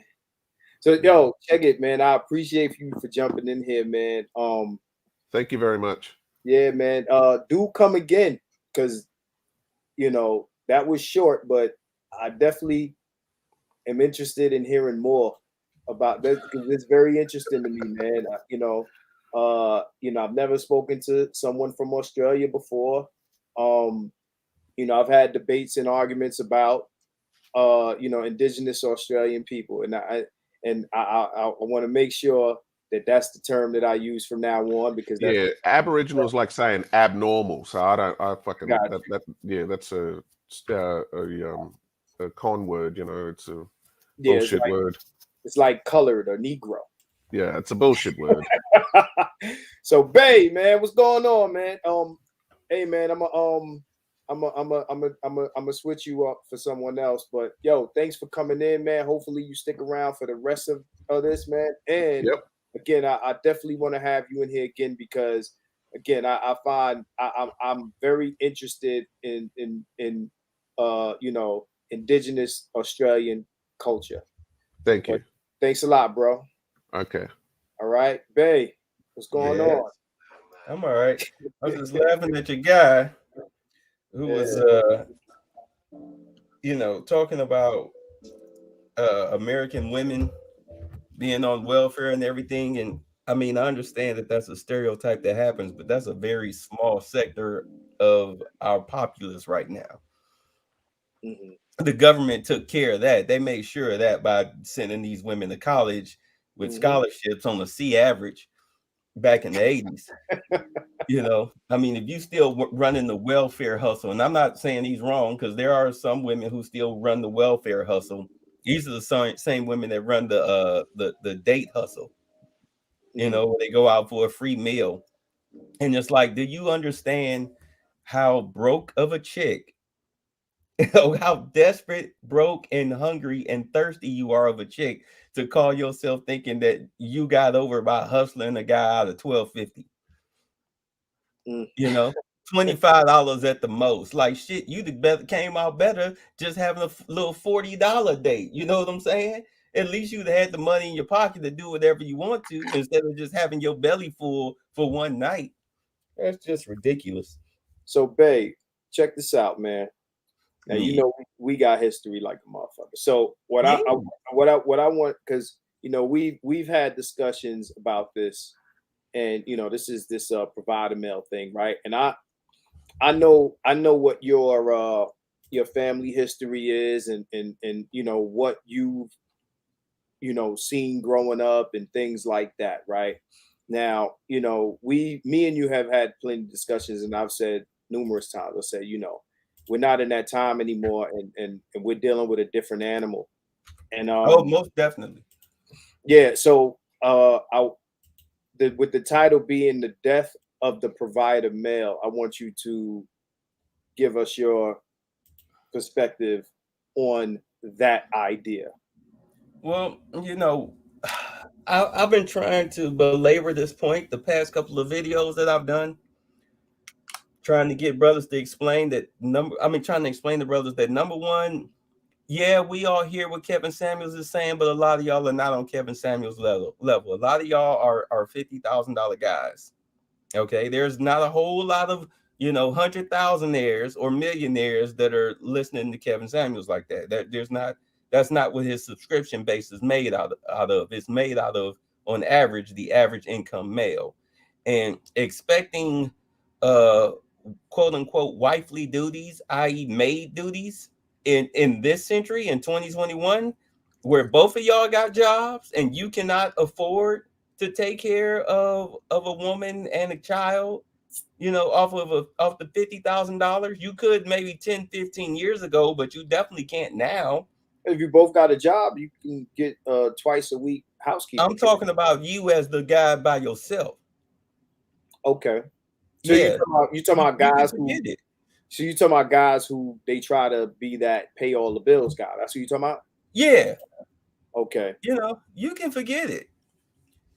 No, hold on, the face. I know you didn't say the majority of black women in America on welfare. I understand that, but do understand that, that those people, we don't really like to talk about those people because fuck them. We like to talk about the middle class and well-to-do black folks. We don't pay attention to people whose income bracket is under $40,000. She hustled a 2 for 20. Right, chicks be hustling 2 for 20s. Shit, Applebee's plate. Like I said, $12.50. They be acting like that's the word. Anyway, what were we talking about? What was the question again? About the provider male. Yeah, you're right. The provider male for a median income guy is dead. On $50,000, you cannot raise a family on that by yourself. Now, if you got a chick that's working, because a lot of women do work, if she pulling in her own income, then both of y'all need, and I've said this before, you heard me say it, then y'all need to split the bills. You as the man, you pay the mortgage. They don't want to do that, man. Hold on. You as the man, you need to pay the mortgage, because as a man, your name need to be the principal on the lease. On the lease, the mortgage, whatever, wherever y'all stay at, wherever you lay your head, your name need to be the first line on who's responsible for paying for this motherfucker. Check this out. And then you get her to pay the utilities. Every woman that's lived with me, that's been the deal. And I've had a few chicks live with me. At least I've had 5 chicks live with me. And that was the deal. And the second you decided that you no longer want to break bread, all of a sudden now you want to, you got me patting your pockets, then your ass got to go. You can go back to your mama's house. These are girlfriends. Yeah, these are girlfriends. These are like serious relationship girlfriends. And luckily, I've only had that. No, that was with a roommate. I take it back. It was with a roommate. I only had one female refuse to pay her bills. And that was a female roommate. And of course, she had to go. But understand, these roommates that's not like conducive to the dynamic we talking about. We talking about provider. Hold that thought right now. I get motherfuckers to tell me I can't eat on live, so I'm gonna eat these peanuts right quick. But I want Marvel Life Comics, who's been chilling. Just cut your camera off. No, I don't give a fuck. I'm gonna do what the fuck I want here. I want Marvel Life Comics to speak right now, because he's been sitting for a minute, and then I'm gonna get to Lionel Irvin. Then I got a response for you, babe, but I don't want to keep these men waiting forever. So Marvel Life Comics, what's up? You there? So we're gonna come back to you, Marvel. We're gonna move to Lionel. Lionel, what's going on, man? What's going on, boss? Can you hear me? Yes, sir. Yeah, shout out to your channel, man. BGS put me on you, and you've been spitting that fire, and ever since then I've been kind of hooked on. And every time you go live, I always try to catch it. So shout out to you and what you're doing. Keep up all the hard work, and salute, brother. I appreciate that, man. So I want you to kind of like expound upon, like, I think you kind of lightly, because I didn't expect you to type a whole paragraph about how you felt about what was being said. But now that you're on, I want you to kind of like talk to me and go into what you were saying in the chat. Yeah, so that's, like you said, that's the reason why I came on. It's kind of hard to go back and forth in the comments. Kind of wanted to defend myself, really. And I'm going to try to keep it short, not going to get too long-winded, then I'm going to hop right back off, because I like to stay in the back and just observe. So when you spoke about the provider male is dead, you laid out a good argument, and I get where you're coming from. But then my rebuttal was, that can be a dangerous thing, and we have to be careful. A man without any kind of purpose is a dangerous man. And ultimately, that's where this is going to lead to. We're barking up a very bad tree. A man who don't have a purpose and walk life and with his head down because the gender roles have been taken underneath from him, he's eventually going to lash back out. And that's kind of what we're seeing already, to be honest with you. We're already seeing men that are not being productive because they don't really have a role or a purpose in life. We got guys that are sitting home playing video games, sitting in their mom's basement, not doing nothing. This whole feminism thing, it's going to bite them back in the butt. They don't know it. It's kind of like stretching out a rubber band. you stretch it out too far, it's gonna lash back at you. I don't like us pushing that narrative that the provider male role is done, or the gender roles are being taken up on our feet, or it's being swapped out by the government, because what you're going to have is a whole bunch of non-productive men walking around in society feeling as if that they're not worth anything, and their purpose in life is pretty much not. It's called nihilism, really, but it's just very dangerous, and it's counterproductive to society. That's kind of why I just wanted to push back on your thoughts. It's not because you're not correct or you're not making a concise argument. No, it's just that we're not ready for the consequences. So let me ask you a question, sir, before you go anywhere. All right. What is it like that you like to do? Like, what's your specialty? Like, what do you do very well? Are you talking about as far as hobby or profession? Whatever, profession, hobby. I mean, a lot of times what we do as a profession is not necessarily like what we enjoy doing. So I want to know what is your passion? What I do, what I like to do, what I like to do well is my profession. I'm very passionate about my profession, and I'm very good at it. So kind of what I like to do is particularly aligned with my profession. Okay. So to answer your question, I don't want to really give my profession away. It's getting too personal, but I'm in the law enforcement community, and I feel as if we as Black male can step into that field and retake our community as far as in that profession, we can bring forth some kind of change. So I'm very passionate about that. I'm not going to go furthermore into detail, but that's what I like to do, and I like to do it very well. Yeah. So that is your purpose.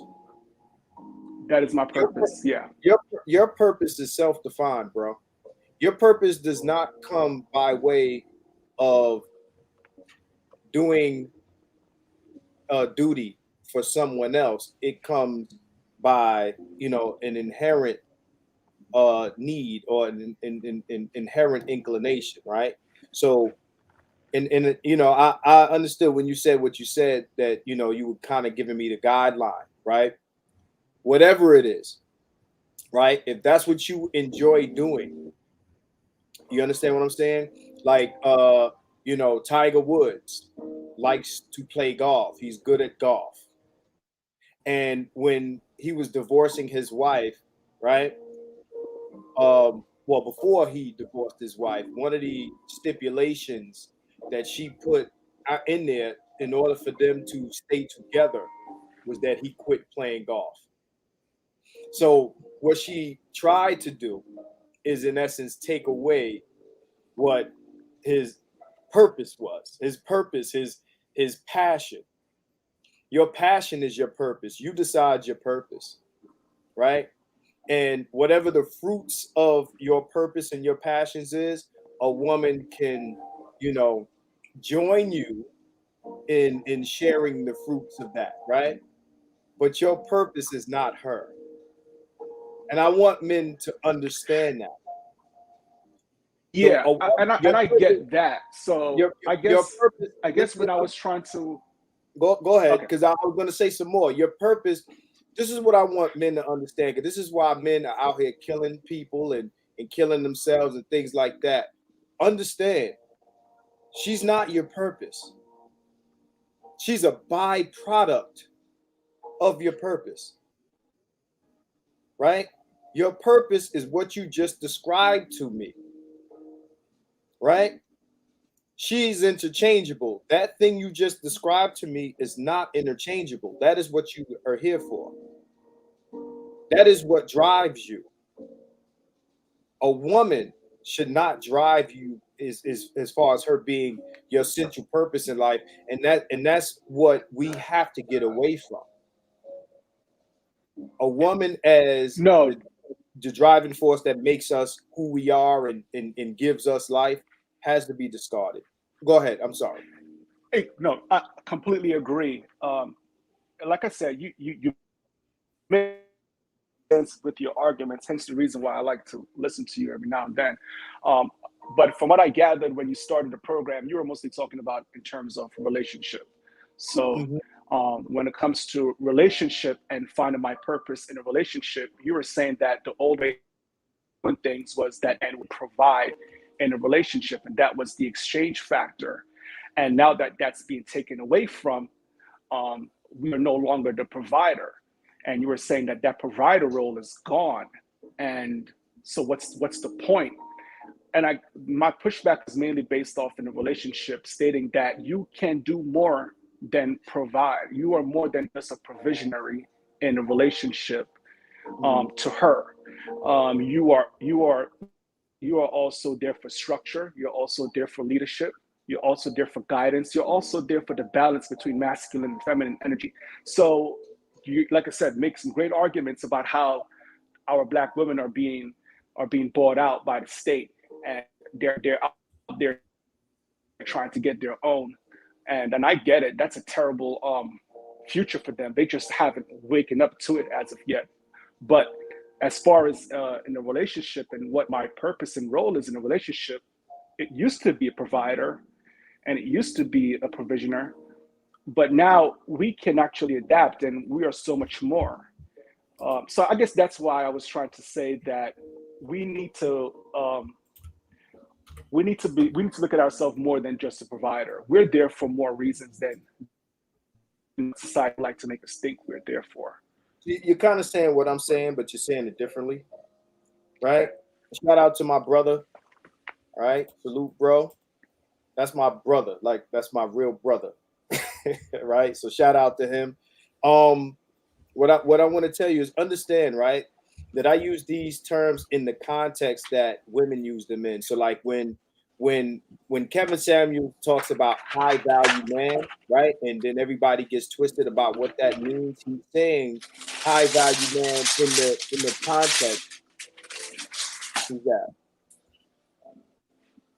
He's saying high value man in the context of how women regard it. So understand when I say provider male, I do mean in the context that they're talking about. Because anytime you hear women talk about what they need from men, you never hear them say the things that you just mentioned. Ah, I see. Okay. You understand what I'm saying? You never hear them say the things that you just mentioned. So understand is anywhere. It's like, when we talk about sexual marketplace value, the sexual, marketplace value is determined by the buyer. So when women say what they're looking for, those are the things that matter, right? When they say what they're looking for, right? When they say it, right? Now, what they're actually looking for could be that, it could be something else, but just understand that what I'm telling you, whether it be in a relationship or outside a relationship, I agree with what you just said, that you bring all of these things to the table, but understand that should not be even your purpose for being in a relationship. The purpose for a relationship is companionship, not to, supplement or provide, or you understand what I'm saying? Now that might be something you bring to the table with your presence, and she brings to the table shit with her presence. But understand that everything that you bring can be replaced by the state, so the value is reduced, right?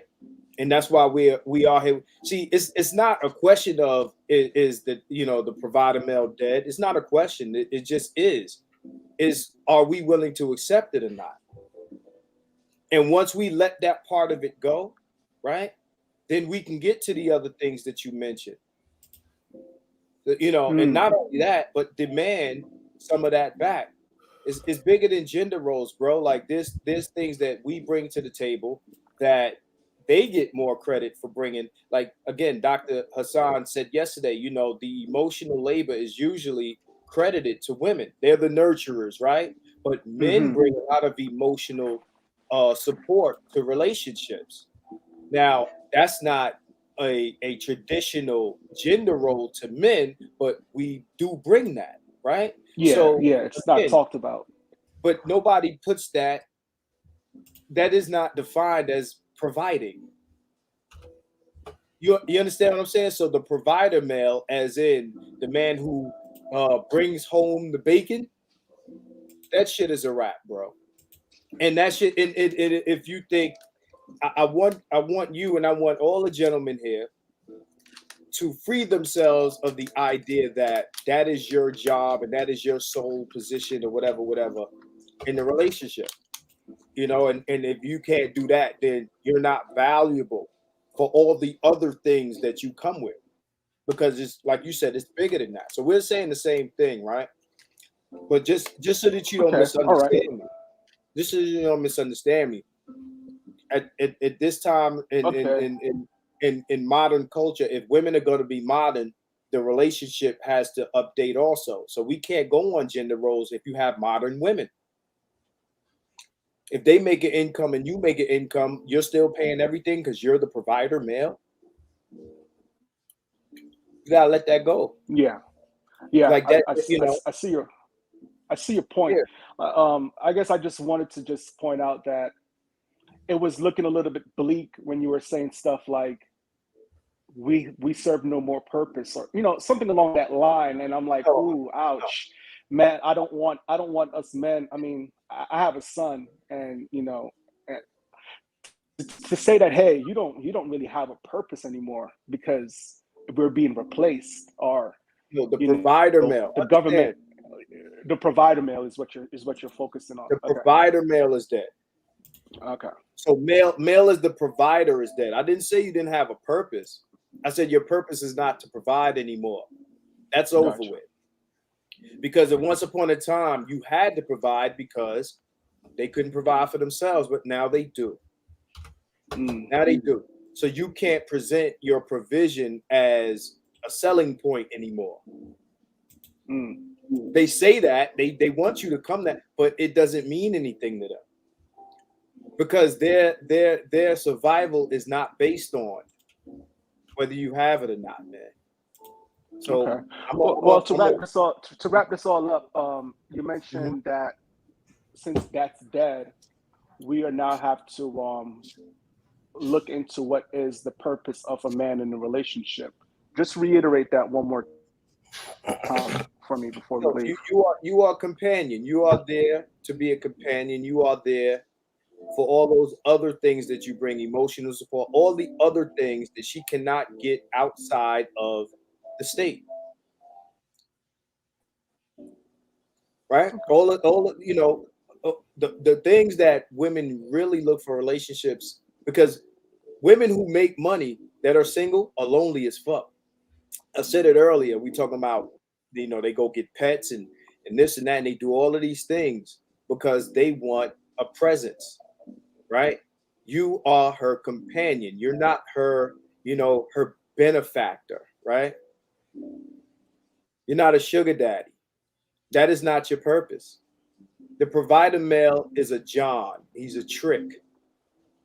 You don't want to be a trick in your own relationship, your own marriage. If you have to buy your woman's affection, it's not real. You feel where I'm coming from? I mean, I think that all goes without saying. I mean, those are very just obvious things. I would hope that no man is going into a marriage or in any relationship thinking that if he doesn't provide X, Y, or Z, then his woman won't see him as a valuable partner or counterpart. I hope that's not what men are doing, but no, it is what men are doing. But But what I'm saying is it's not a strategy, right? So I'm gonna bring some different people in. And I'm going to drop out, man. Hey, thanks for bringing me up. Yo, this won't be my last time. Work, man, and I'm support you 1,000%. Definitely come back. I'll bring you back in. I see you in the chat. I know who you are. But I appreciate you coming in, and I appreciate I hope I cleared that up. I hope I did. You did when you cleared up what the purpose is of a man now in a modern day relationship. You kind of you cleared that up a little bit. Thanks for doing that.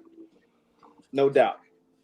So I'm gonna have to switch the battery in my camera in the meantime. Thanks a lot, Lionel. And I'm going to bring in Adam. Hold on, Adam. Marvel Life Comics. Yeah, what's up, man? You there, bro? Yeah, I'm here. All right, man. Chat to us, sir. Yeah, the provider mill is been dead. I think it's just now coming to light or being talked about more.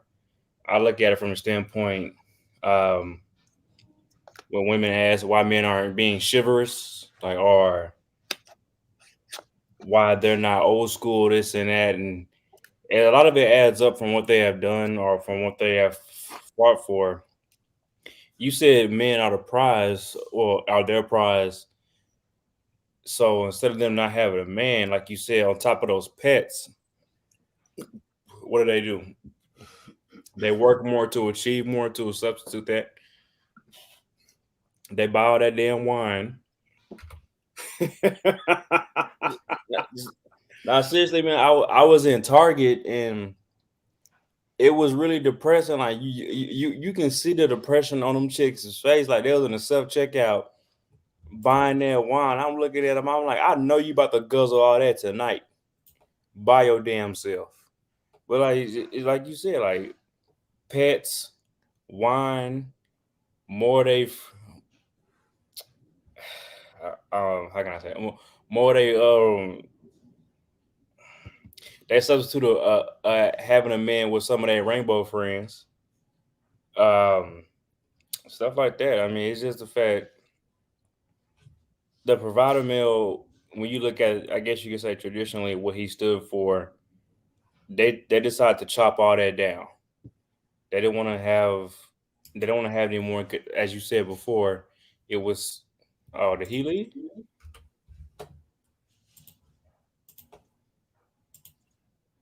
No, he changed his. He had to change out the battery in his camera. Yeah, I'm right here, bro. Oh, okay. Yeah, like everything that the provider mill back in, I say, the 50s, 60s, or maybe 40s stood for, it was seen as misogyny to women, to women not having their rights. So they decided to chop that down, but not knowing that they were going to be forced to step into the role of being a provider male. So dealing with all that pressure that a man deals with, dealing with the outside world, all of that. But men have woken up nowadays to see what's the purpose of me being in her life if she got her own car, clothes, jewelry, or cars, clothes, got her own job, got her own money. What's the purpose of me? Like just to be a sperm donor?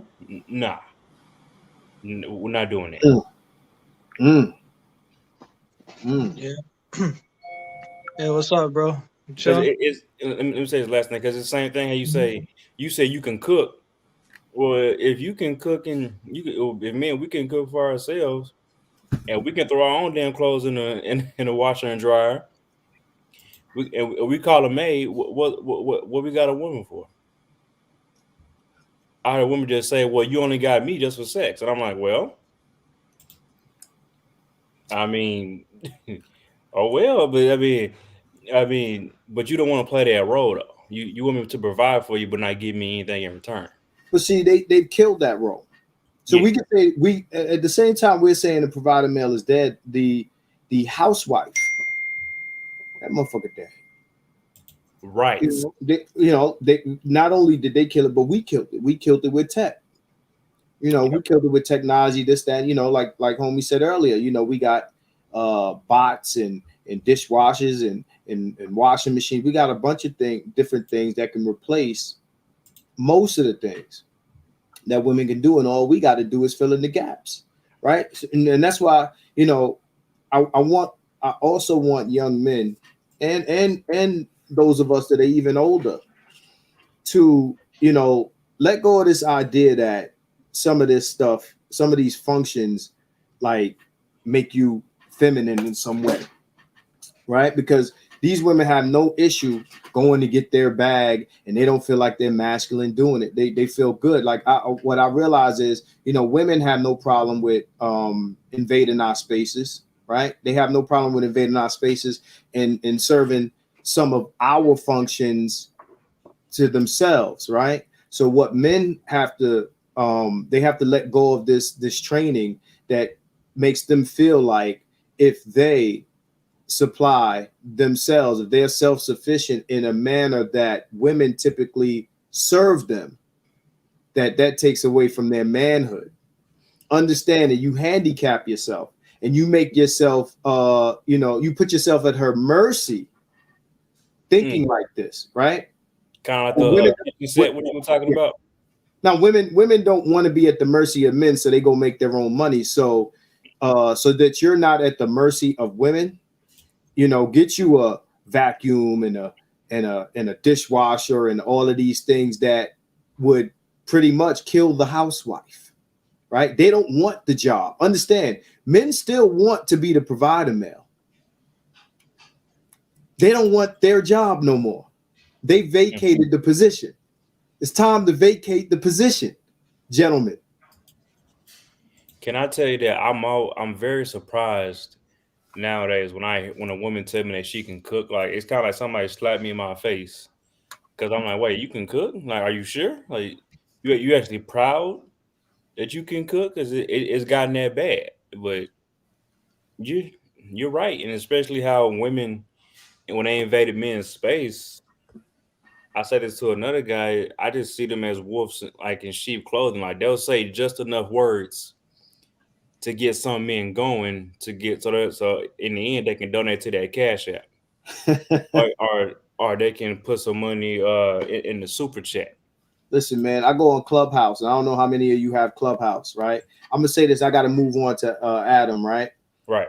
I don't know how many of you have Clubhouse or in Clubhouse, man. You got a lot of young men who get in Clubhouse, man, and these girls are in there, and they got these, real sexy avatars and profile pictures, and these girls have their Cash Apps on their profiles. These girls ain't sending no pictures. They ain't OnlyFans in them. They ain't doing no webcam show, nothing. These guys just jump in and they say, "Oh, you look good. Let me Cash App you." Just giving them free money. And it makes them feel good to be able to do it. These women don't have to do. These are young black guys, by the way, right? These men, these young boys, these young men are deriving pleasure and an identity and a self-esteem by giving money to women that don't give a fuck about them. I didn't know that. We need to vacate the position of provider male. It's useless. It's not helping us, right? I'm gonna get my man Adam up in here. I want to read some comments first because appreciate you having me on, bro. Oh, definitely, and definitely come back. You know what I'm saying? Is only a few people that actually like jumping on the mic. So, if you're here again and we talking about something that interests you, man, definitely jump on the panel with us, man, and I'll bring you right in, man. Marvel Life Comics, I appreciate you. Appreciate it. Thanks for subscribing and watching, man, and give me a thumbs up, brother. All right. Before I get into Adam, I want to read some of these comments because y'all are crazy. That he's a tradcon. I don't know what the fuck a tradcon is, man. Lamont, you're gonna have to let me know what a tradcon is. I'm not up on the slang. All right. I'll define it for you. I know. Okay. So we get right to it. Let me catch up. If your world revolves around a woman and then that world crumbles, you lose your identity and then you become unhinged. Facts. You see the guy who killed 2 women in himself, right? Made one woman his world. That didn't work out. Made another woman his world. And that began to fall apart. And he just cracked, man. He just cracked. So, yeah, man. So the Silent Lamar says, dude thinking if he's not paying some woman's bills, he's not valuable. Yeah, facts. All right. I don't go after females. Okay. And you. All right. So human said women treat men like an accessory. This is facts. But because of course, she'd love some sucker to pay her bills Who don't want to hit the lottery? And the metaphor says it's not soft Johnny, it's full-time Johnny Carson. Yeah. Oh yeah. Yeah. Yeah. Not soft Johnny. You sugar daddy shit, man. You know, Walter from Fresh and Fit, you know, seeking arrangement shit. All right. If you want to pay for your pussy, it's all right. Just understand, go into that agreement knowing that you're paying for it, right? So that's what he was originally advocating for. He's backtracking. It's possible, man. Maybe I like to think that he heard me talk and he saw the light. You know what I'm saying? You know, but understand, right? A lot of us grew up like this. You know, we were taught this, and it's hard to unlearn. It's hard to unlearn, man. It's conditioning. It's heavy conditioning, man. You know, he tried to compare a man not paying for everything to being unproductive. Again, a lot of us, you know, even in homes where our fathers were present, a lot of us, you know, most of our programming comes from our mothers, right? So every guy should buy a fitted cap and pull a brim low. These chicks will go crazy. It's crazy. Still exact. What is this, 2002? You'll look like a bus driver. All right. So you need some tight pants and a drug habit now. Crazy, brother. Sex is two-way pleasure. Women act like they're doing a favor by giving it to us when they get the exact same sensation. This is facts. The thing is, men are not really asking for housewives, though. This is fact. Yeah. Yeah. Yeah. We just want harmony and peace. Yo, when you talk to most men, the consensus is peace. Nobody's really tripping about dishes. I mean, nobody wants a dirty sink full of dishes, but to be actual and factual, niggas wash a lot of it. Niggas do a lot of housework. I was cracking on my man earlier about this shit. I said, yo, you know, I use you in these podcasts when I talk about men who do a lot of fucking housework. If you own a home, like a property, real estate, she ain't cutting the grass. She ain't shoveling snow. She ain't cleaning them gutters. She ain't cleaning that chimney. Like, they build a whole shed with tools in it for you to do that shit. You, my nigga, you. That's your productive role. It's your property. You keep it up. All right. So to most men, adding a woman to his life is supposed to be a nice addition of comfort and companionship. Facts. Shane, I got you. All right, very true. Chameleons. So, traditional conservative. All right, a lot of these men believe that they are defined by how much they can make themselves disposable. Crazy. This is all true shit. All right. So, Shane, I'm gonna send you this link, but before I do that, I'm going to go to my man Adam McTowell. It's always a pleasure, y'all. What's good, my brother? You chilling, man? Yeah, man, I'm chilling, baby. You already know what it is. How's that? You on the East Coast, right? I know it's snow is crazy. Yeah, that snow is wild, bro. Man, I've seen so many cars in ditches. You know, and there wasn't no women trying to dig them cars out. That's all I'm gonna say. Yeah. I was about to address that, but you addressed it first. So yeah, man. Definitely. Get at me, brother. I think. I'm gonna see if I could share this with you at some point. Actually, this article's from 2013, but it still applies. I was looking at some Pew Research Center information about labor force participation between men and women. And in 1972, the gender gap. Now, this is 2013 data, so this is about 8 years old. You know, but still, it actually got worse, right? Well, actually, the gender gap got closer, and we're talking about labor participation, right? So 44% labor participation in 1972, 79% for men, right? But it's fallen almost 10 percentage points for men by 2012, right? So with the exception of the COVID-19 year, we've been seeing the labor participation of women increasing and the labor participation of men decreasing. Mm-hmm. And this speaks precisely to your point. As more women begin to enter the workforce, as more women become gainfully employed, the more the provider role just completely disappears. Right. Now let me real quick, and I don't mean to cut you off. Let me ask Go you. ahead. I want to be very specific. When you say labor force participation, when you say employed, you're talking about people who work jobs at a company. Yes. Okay. I just Yes. want to point that out, because a lot of men have their own businesses. They have their own trades and things like that. But oh, wait a second. I want to make a correction there. According to this research from the Pew Research Center, this is from 2018. No, It defines it as people who are age 16 or older working or looking for work. yeah. So I suppose that would include businesses as well. No, I'm talking about entrepreneurs, but I didn't. Entrepreneurs.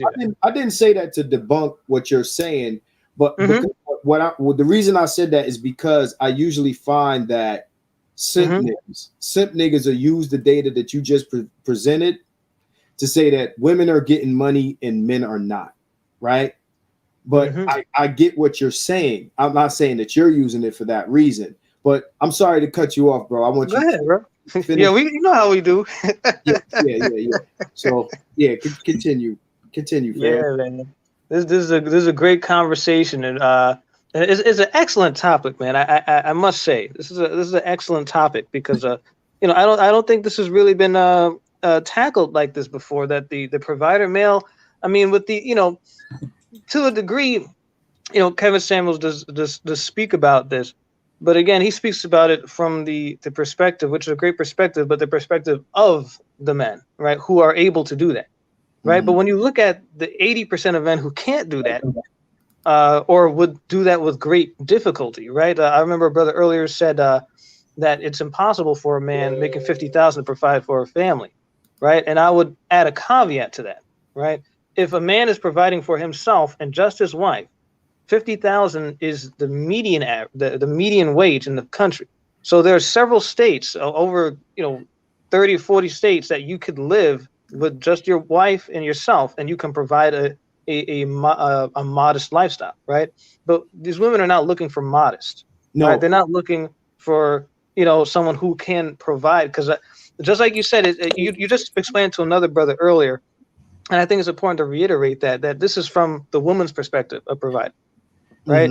Yeah. If the state can provide a house for you to live in, they can provide you shelters, they can provide you psychologists, they can provide you services, they can provide you education, they can provide you jobs, career paths, they can provide you earning potential, they can provide you business loans. We've seen how they gave out PPE loans. They have grants specifically for. If the state can provide all of that, yeah, then you coming with a modest lifestyle is nothing, right?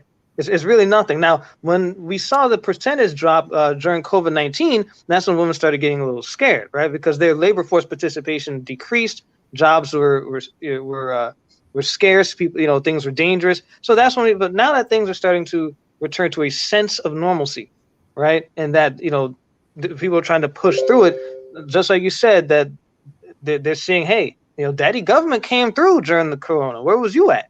Daddy government gave me PPE loans. Daddy government gave me $1,000 check. Well, you ain't give me $1,000 check. You don't want to pay. You know what I'm saying? Like you beefing over food for a meal.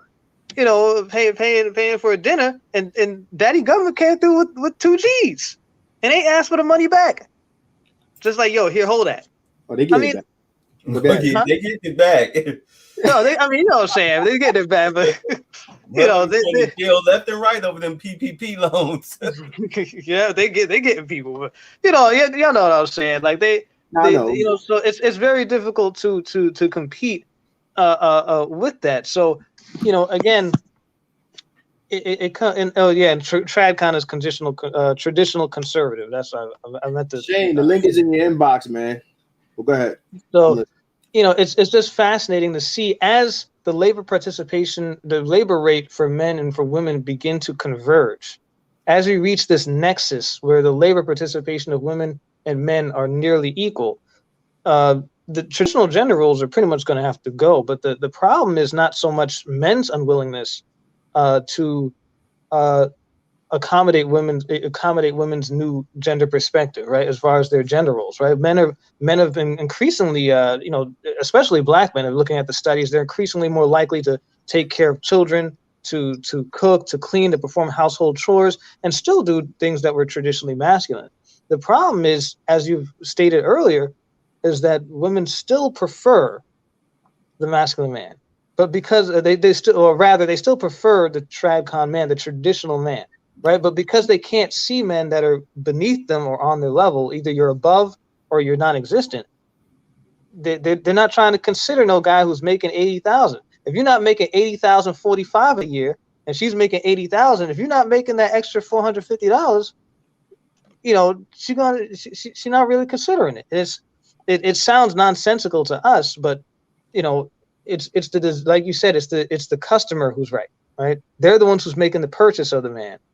And so if we're talking about what they want, their perspective, their definition is what really matters. Yeah. I was saying earlier, it's kind of like what you said, that these women, they're not looking for the like you said, modest, or what I would say, depending on what they earn for themselves. If they earn nothing, then damn near anything would be better than nothing. But like, if a woman is making 50 and you make 50, then she's again, if she's looking for you to be a provider, then she's still living a $50,000 a year lifestyle, as opposed to if you make double of what she makes, or make 150 to 200% more than she makes, right? Then her lifestyle becomes different. Plus, she can totally live on your salary and have a upgrade in lifestyle. Exactly. I mean, I'd put it that. I mean, that's exactly it. If your income alone cannot bring her into another social class, then she don't want to hear it. That's yeah. If she's not going up a whole social tier on your income alone. Yeah, alone. That's important. Yeah, she's not talking about together. She's not talking about 50,000 plus 80 combined. It's like no. You're 80,000. Yeah, it's like that's what I said earlier. Like it's either it's not combined income. There's like this meme floating around where Denzel says, if you make this much and she makes this much, then the house makes this much, and the house gets what your money. Like her money don't count in that, right? So Shane, hold on, but no, before I get to Shane, let me see how many. Let's go through some of these comments. Yeah, tradcom, traditionalist, conservative, right? So a lot of these men believe they are defined by how much they can make themselves disposable. I think I went through that already. More to being a man than being a provider. Don't forget protector, professor, and playboy. Can I say something right quick? Who's that? Me. Bay? Yeah. That Denzel quote, Denzel been rich for as long as I've been alive. And I'm 50. Okay. I mean, he can say some. I mean, you understand he can say some shit like that and get away with it amongst his peer group, but he can't say nothing to the average guy. Nothing like that. He can't say that. That's ridiculous. So, all right. So I'm gonna read a couple more of these comments. She's not looking for a provider. She just wants you to pay her bills and let her do what she wants. Facts. That's again sugar daddy shit, right?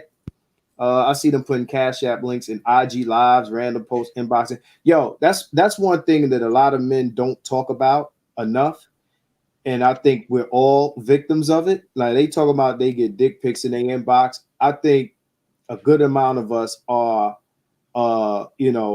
recipients of sob stories and begging shit in your messages and then shit like that. Oh my God, my car broke down, or I'm stuck here, or this and that. Is some sob story so that you can send her some money, on some Western Union ass shit, right? Not enough men talk about that, right? So I'm saying they have been programmed to this level. 9% of Black women earn at least 75K. 9%.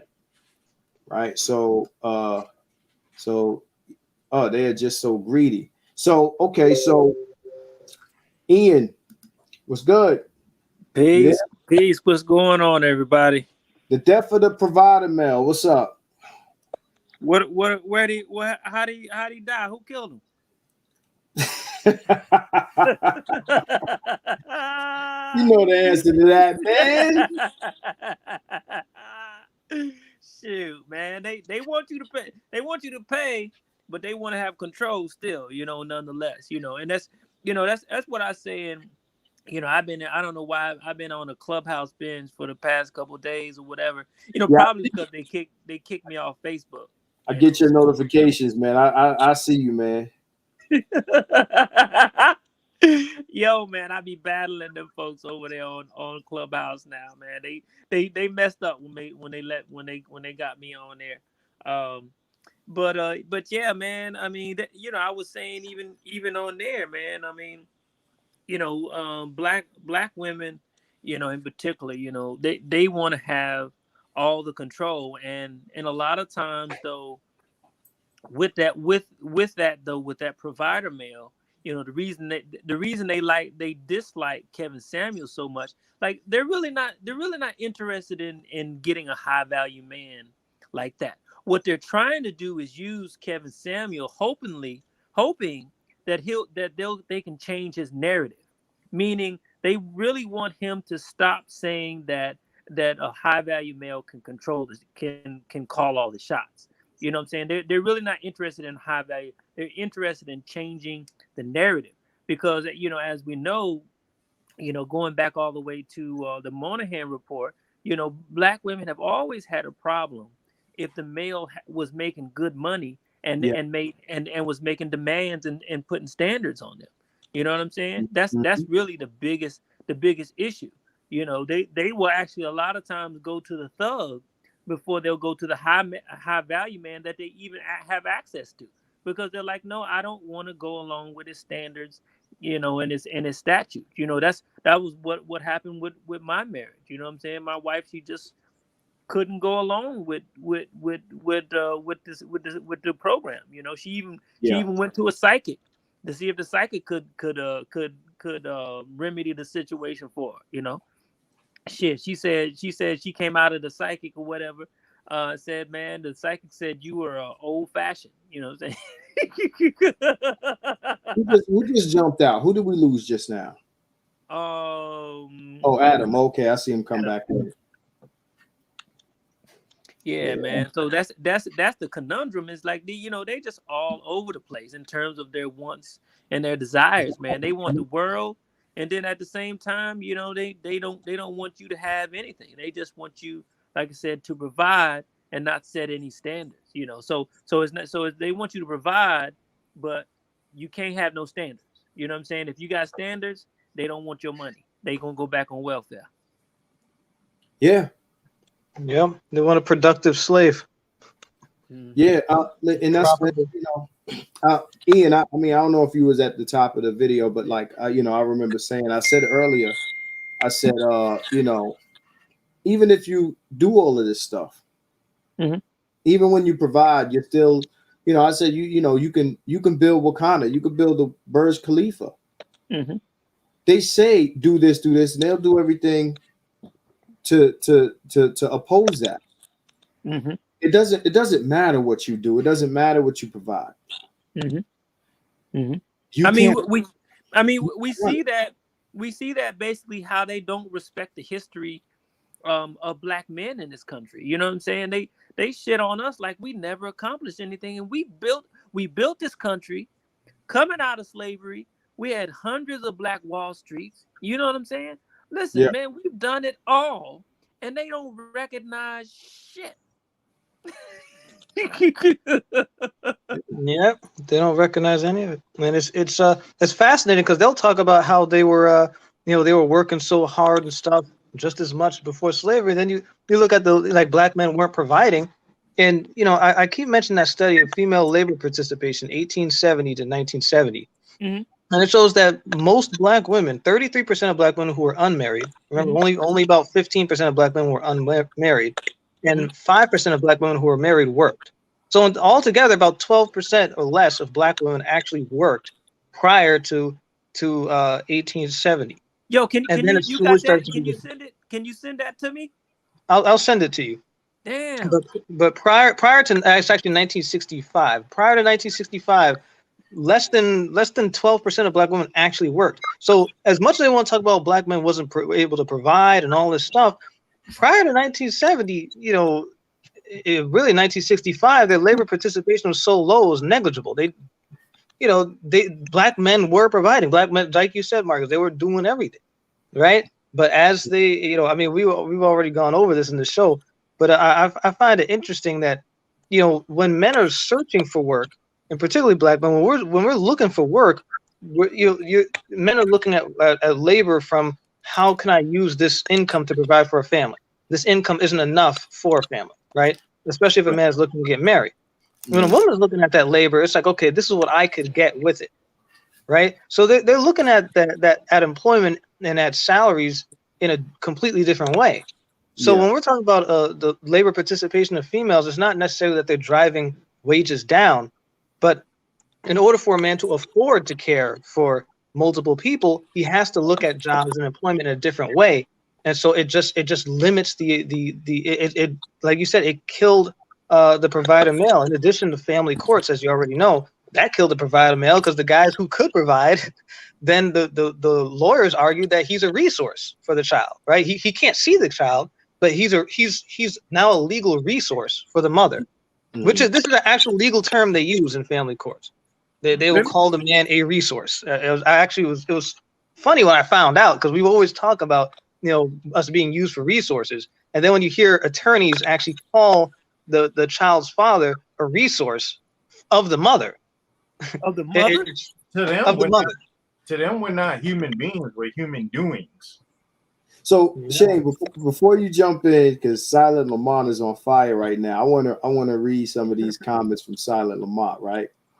And I want you to continue from right there. Not human beings, human doing. So Silent Lamont says, once black men make six figures, then they will ask you to breathe underwater. And tell me it ain't facts. I said, listen, I said the list gets longer. You gotta look like this. Well, I look like this. You gotta be this tall. I am that tall. You gotta make this amount. I do make that amount. Your dick gotta be this big. My dick bigger than that. Damn. What else could I throw at him? Can you breathe underwater? Bet you can't do that shit. You come there with a fucking oxygen tank, she fucked now. There's always another qualification, man. Always. They will ask you to breathe underwater. You could be everything that they want you to be. They will add that shit on there. Miss Cleo, call me now. Oh shit. They are basically making the argument that they are not employed because McDonald's doesn't pay $1,000 an hour. Whoa. Okay. Even when you do all of that and pay all the bills, they tell you that doesn't mean you run anything. Yeah. You ain't my daddy, right? They do recognize it. Their whole goal is to keep the nigga dancing. Facts.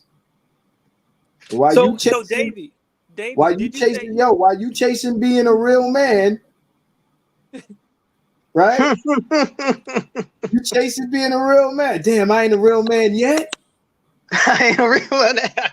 Damn, so Marcus, in the back, Adam put some. So you saying, Adam, in the back chat, you saying that women, because they don't ask for higher, drove down the wages? Yeah, I mean, I didn't mean to interrupt from you, Marcus. Yeah, that's all I was saying, man. My bad. Okay. So I'm gonna read what he said, but I wanna finish these comments also. So so what Adam said is a male looking for employment will negotiate for higher salary because they know that they need to provide for others. This is facts. A woman does not need to consider this when it comes to employment. Thus, the shortage of employment opportunities for men can partially be blamed for this, and also the wage gap. Mm-hmm. Yes. And also the wage gap. So, indeed. So let me read some more Silent Lamont comments here. It's amazing to me that black men are still not even enough to think just because a woman don't say they see these things, that they don't actually see them. Black men mistakenly think that if they show all of this information, facts, and figures, that a woman will say, okay, you're right. This isn't about having accurate information. It's a war of attrition. It's facts. But it's good for us to know.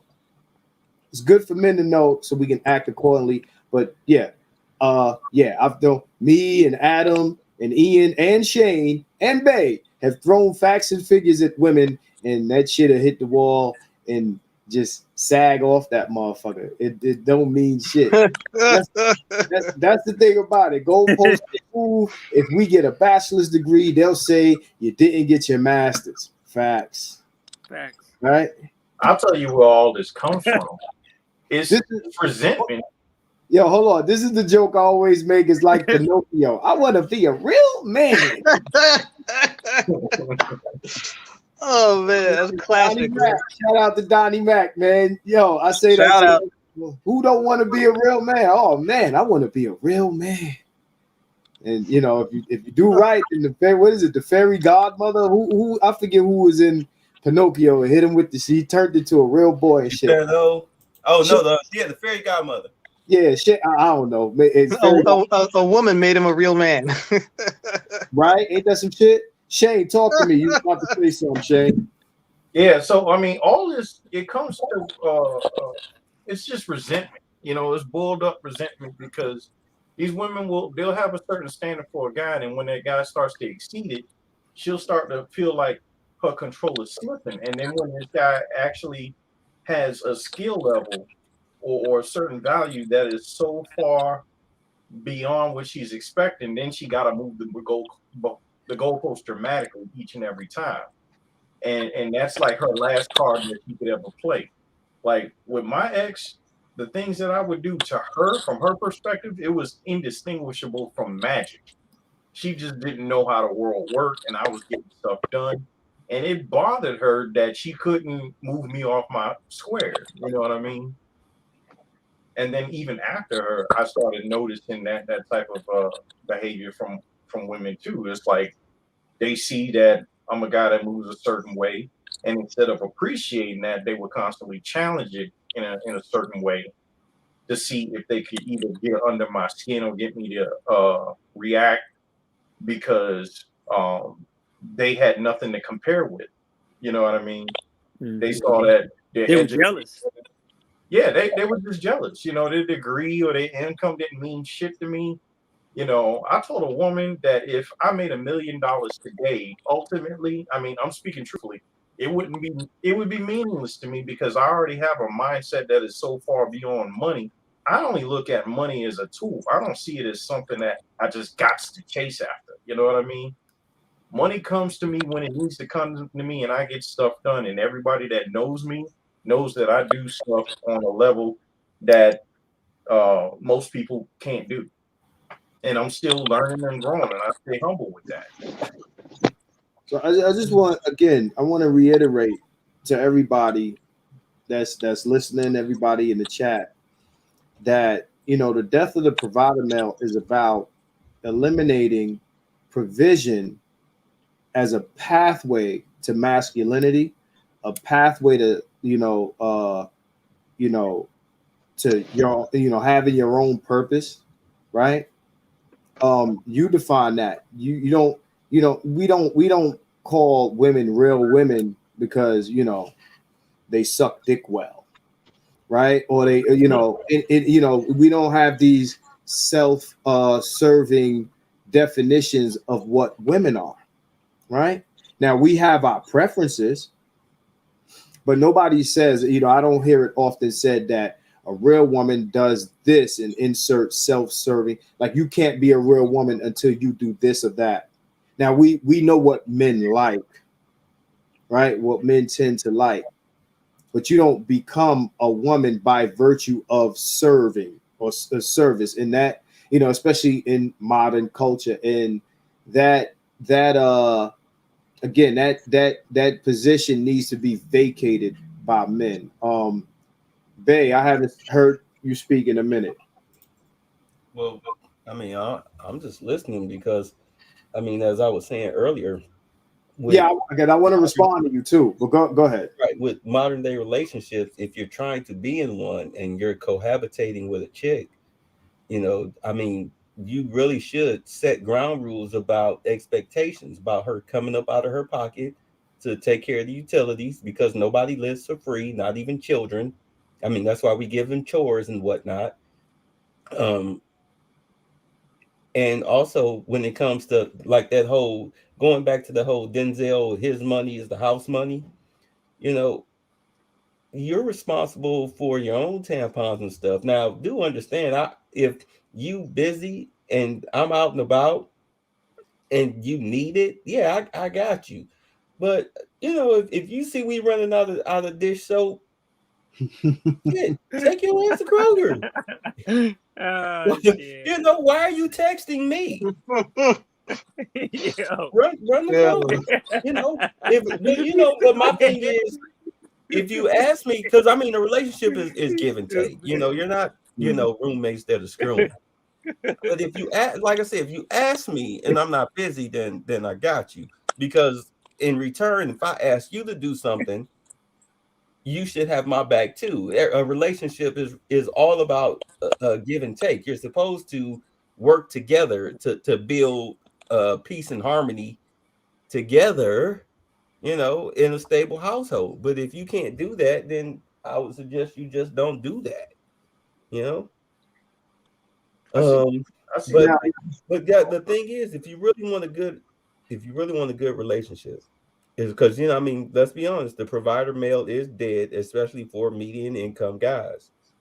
But if you really want a good relationship, what you need to do, you need to get yourself together. That whole expecting a woman to keep the house clean. Matter of fact, I'm gonna put it to you like this: if you turn around and look, and you see you got clothes all over the floor, shoes strewn all over the place, and whatnot, and a place just looking all junky, clean your shit up. Because ain't no woman gonna bang you in a pigsty. You got dirty dishes in the sink, in there for a couple days and stuff.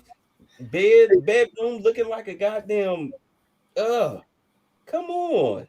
They shouldn't want to do that, but they do. To be honest, most of their places be looking like that. You really have to question a woman who the first time she walked in your room and it looked like a goddamn locker room after a football game. You really have to question her ability to make the right choices. But the guy whose room looks like that is not going to question. He's about to get some pussy. Nobody's thinking that. He ain't gonna question it, but she is. I'm telling you, no, you're saying that the woman who doesn't care that the room looks like that, he should question her. He's the one with the fuck about the fuck. He's not thinking that deeply. Well, yeah, but he ain't thinking like that. He just thinking about getting wet. Well, he about some box. I mean, I guess the distinction would be if he was looking to wife her or not. Like if he was going to wife her, then I think that might be a serious consideration. In which case, like if a guy's looking to marry someone, especially in this climate, that's different. If you was looking to marry her, your room would be clean. Thank you. Yep. Exactly. Your exactly. shit would be tight. When she walk in your place, she should be smelling lemon pledge and all that. That's a double-edged sword, and I'll tell you why. Because I've experienced it. It's like I've lived in places where my place was so spotless, it looked like nobody lived there. It looked like a demo house.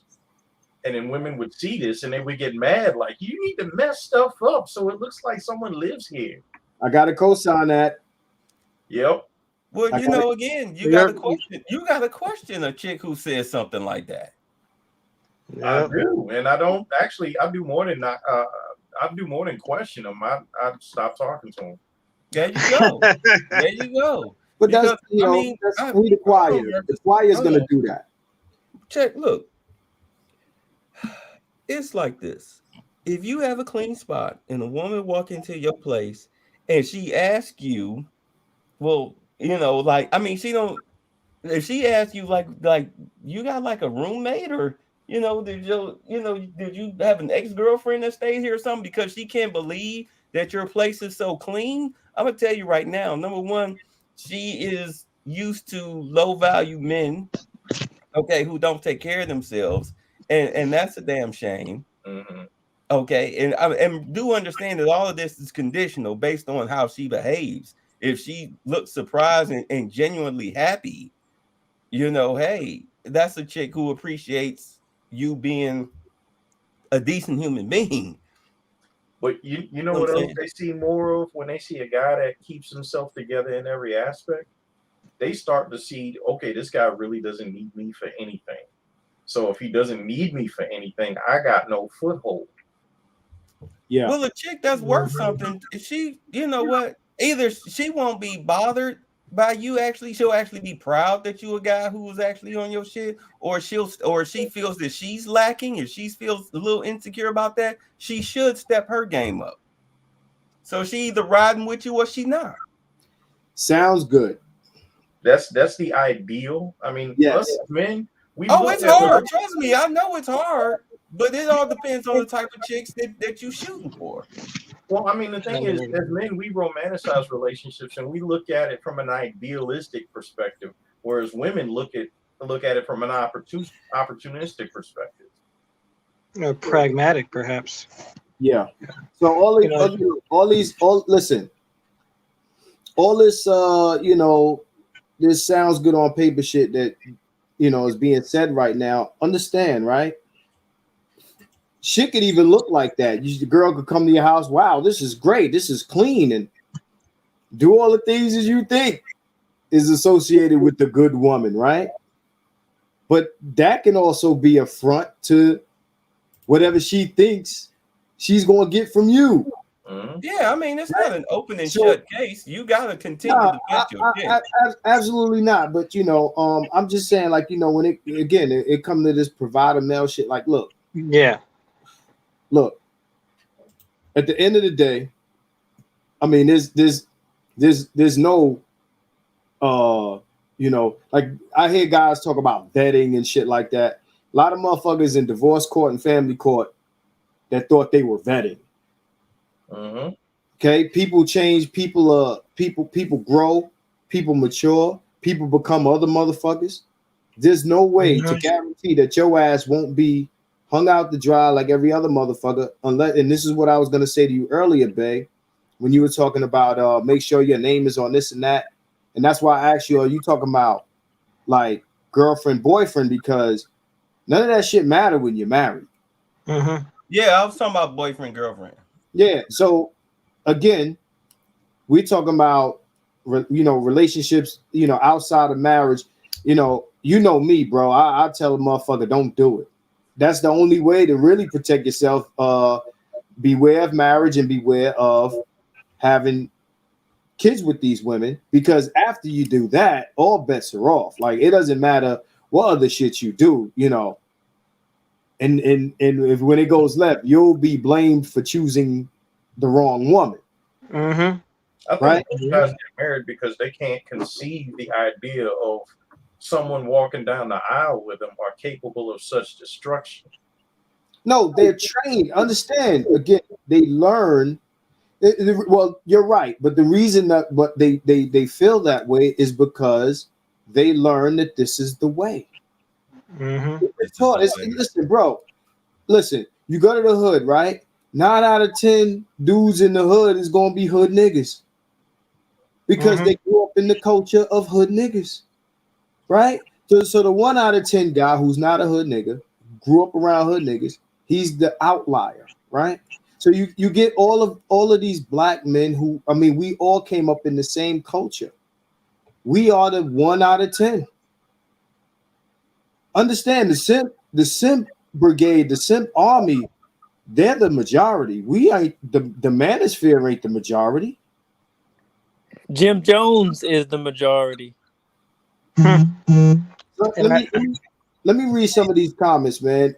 Jay Clark, the modern Western woman wants to compete with men. This is what I wanted to say earlier.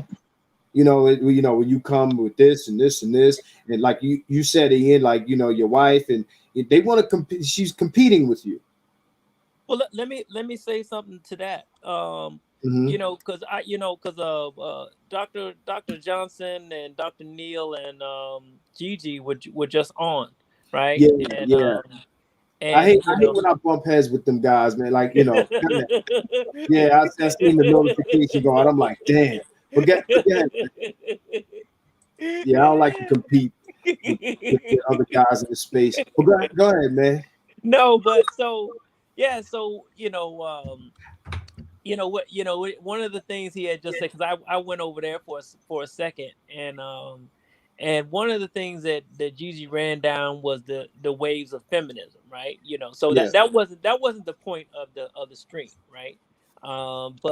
But he said the last, so you had first wave feminism that was about voting. Second wave feminism was about employment and being financial freedom. Third wave feminism was about sexual liberation and identity politics. So what happens is that you have the modern day women, who are under this third wave feminism, and so they're about sexual liberation, and they're about about identification, and then i.e. this is where you have the rise of LGBTQ identities coming out of that. So the competition with the men then comes when we talk about Kevin Samuels, because Kevin Samuels is saying to women that high value that men's sexual marketplace is based on their ability to provide.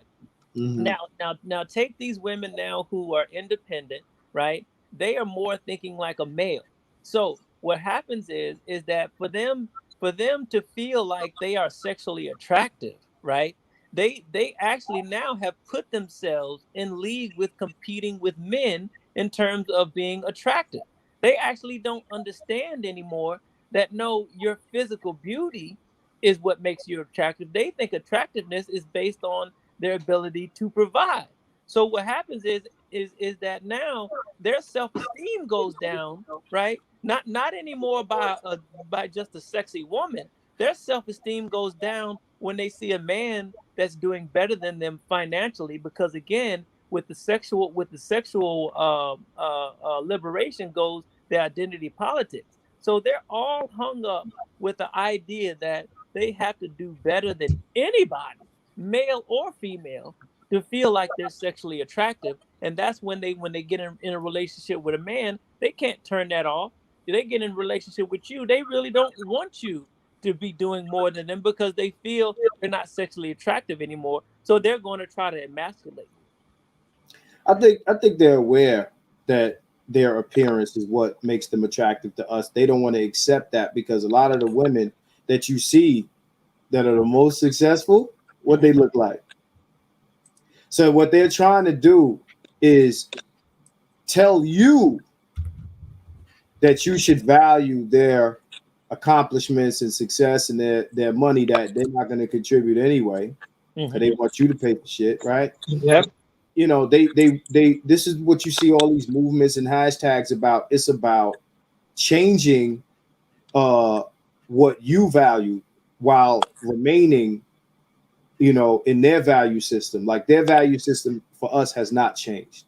Well, they It's have a become more certain amount extreme. of they have a certain amount of schizophrenia, though. You understand, Marcus? Yes, true. They do look at the physical, but they are schizophrenic, literally. Go ahead. But I do want to comment on on this subject, in particular relation to Marcus, how you define the death of the provider male, in that the death of the provider male is, I believe that this realization, if enough men realize this becomes what bursts the inflated value, the price bubble of women in relationships, right? Because an economic bubble by definition is when a stock or commodity, some asset, is overvalued, right? It's just pure speculation. It's valued more than what it fundamentally is worth.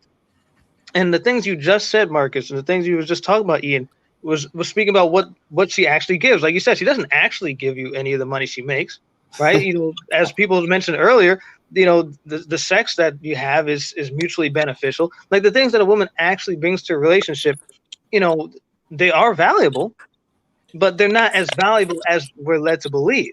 And so we've got this price bubble where, or this sexual marketplace bubble where men are vying to do more and more and more and be this provider guy and go to greater depths and lengths to actually get this commodity, right? Because a hot commodity that's being overpriced. And what you've defined and skillfully interwoven throughout so many of these subjects covered in this one show is that when men basically take the position that this provider, particularly this provider male role, is dead, when they say, you know what, this really isn't worth it, right?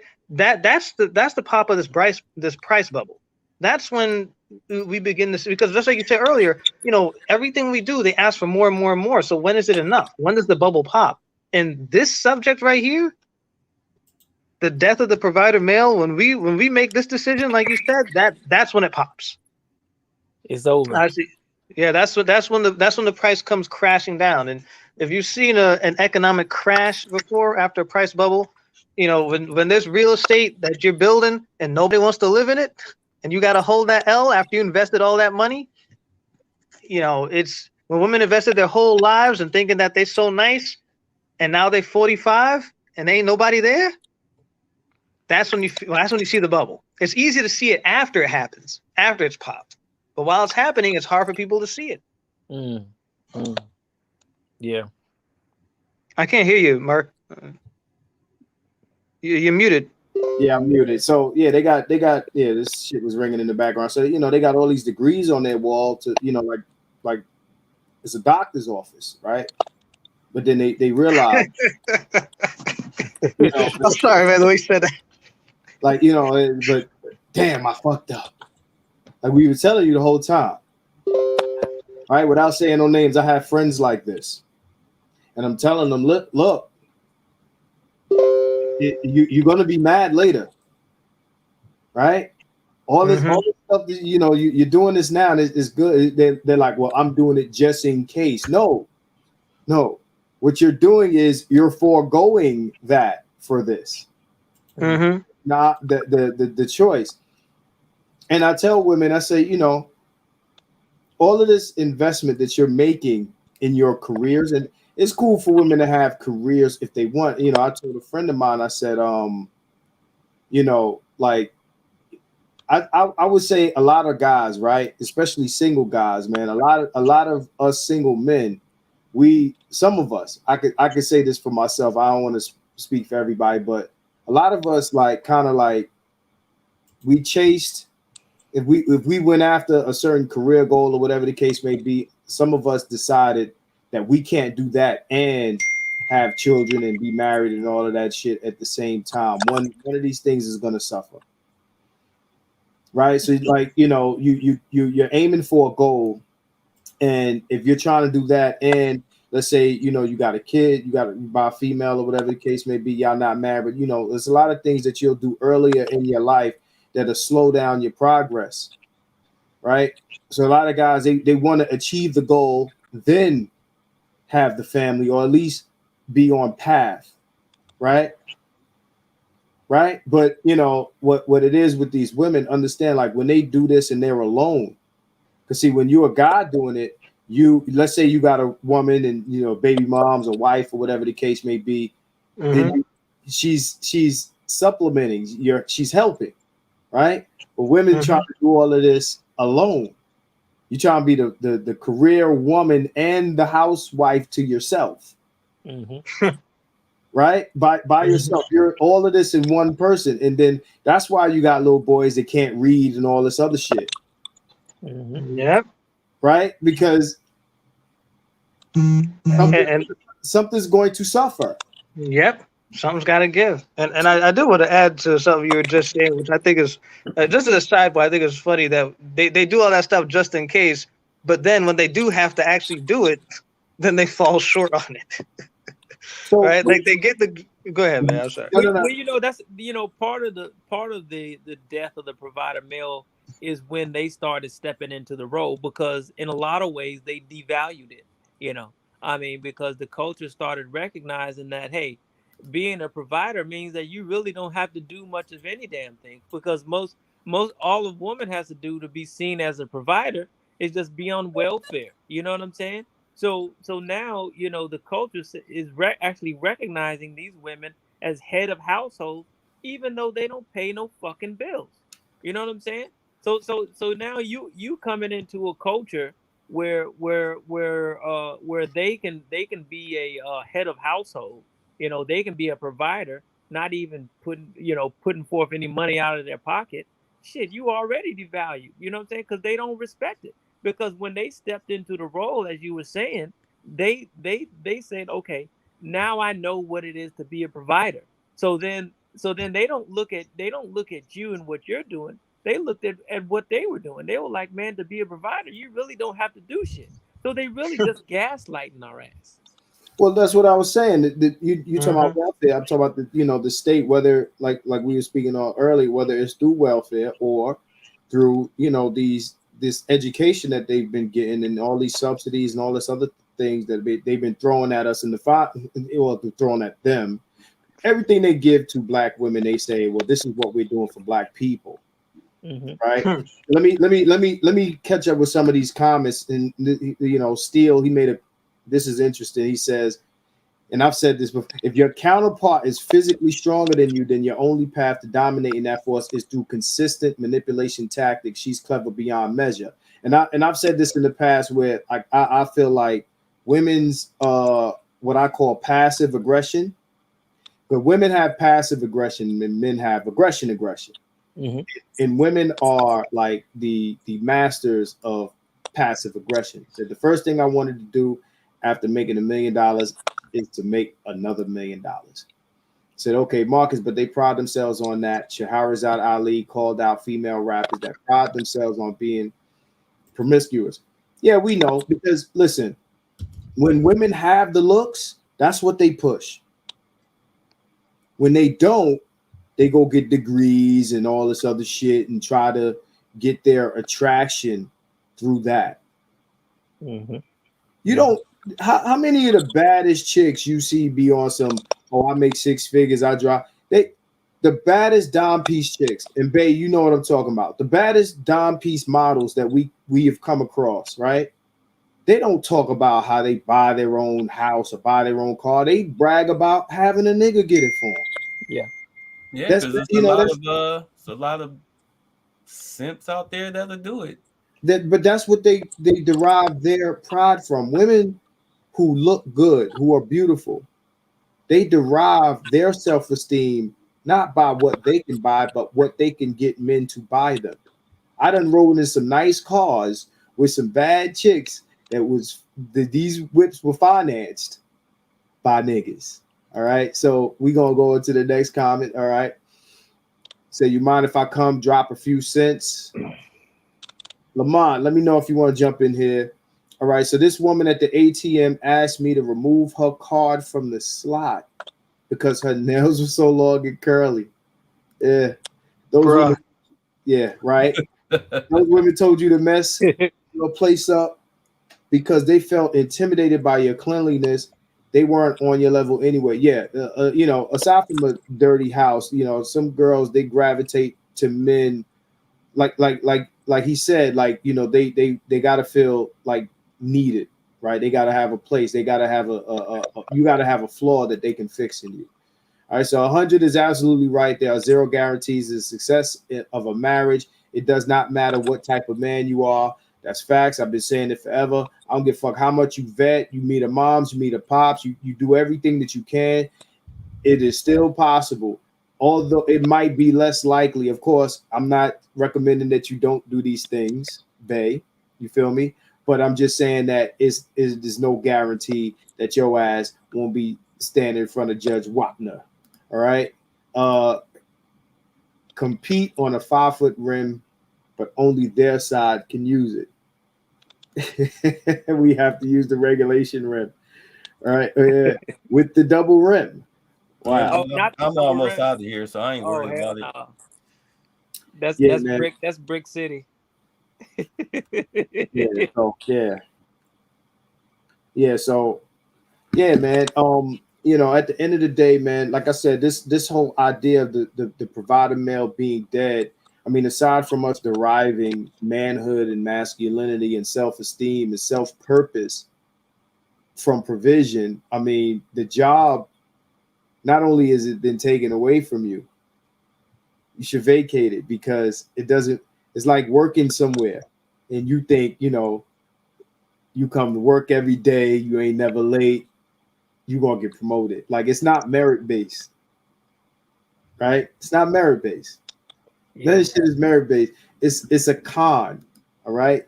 The provider is a con. Go ahead. But the way that we get sucked back into it, you know, most guys, you know, they may or may start to wake up, but what goes along with letting go with the provider male is letting go of being pro-black. You have to actually let go of both of those aspects of our culture. Keep going. You know what? When I became conscious, not pro-black, but conscious. Oh yeah, all of that provider male ideology. Oh, that went right out the fucking window. Right out the fucking window. I started my journey into consciousness when I was 15. So I was already inching my way up out of that. You know, yeah, you'd be surprised. It be them Hotep people that be talking like that, you know, but do understand them Hotep people. You talking about brothers that be selling incense and stuff. So, I mean, you can't take stock in what they have to say. And to be honest, many of those Hotep brothers ain't, you know, they're not even prime dating age anyway. So you got a lot of guys who aren't even in the market talking those stuff. They don't, you know, they're not even dealing with no one, like, you know. So I think that's interesting as well. Yeah. So let me see something here. The provider male and everything revolving around that you know, trying to be quote unquote a real man. It's an exercise in masochism, really. You got a lot of men out there that like being humiliated. Yeah. Is that true? Is that true, Marcus? Like I said, it's bro, humans are trainable. I mean, we train dogs. We think that we think people can't be trained.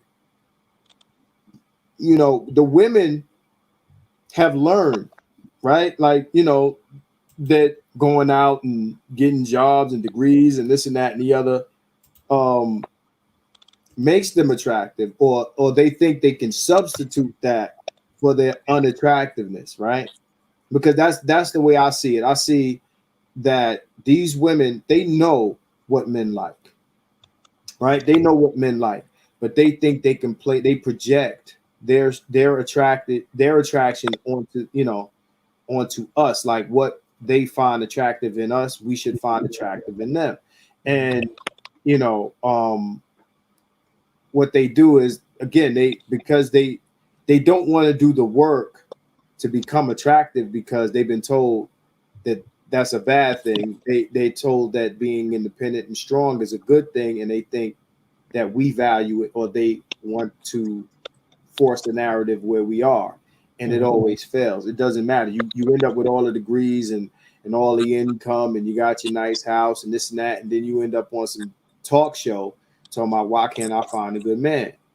But you know what I was saying too before, with the advent of the sexual liberation movement, with the third wave feminism, what part of what happens is that these women, through their sexual activity, started putting themselves more in a masculine sexual frame, right? And so once they started putting themselves in a masculine sexual frame, their mindset also changed in terms of what it meant to be a female, in terms of providing to as well.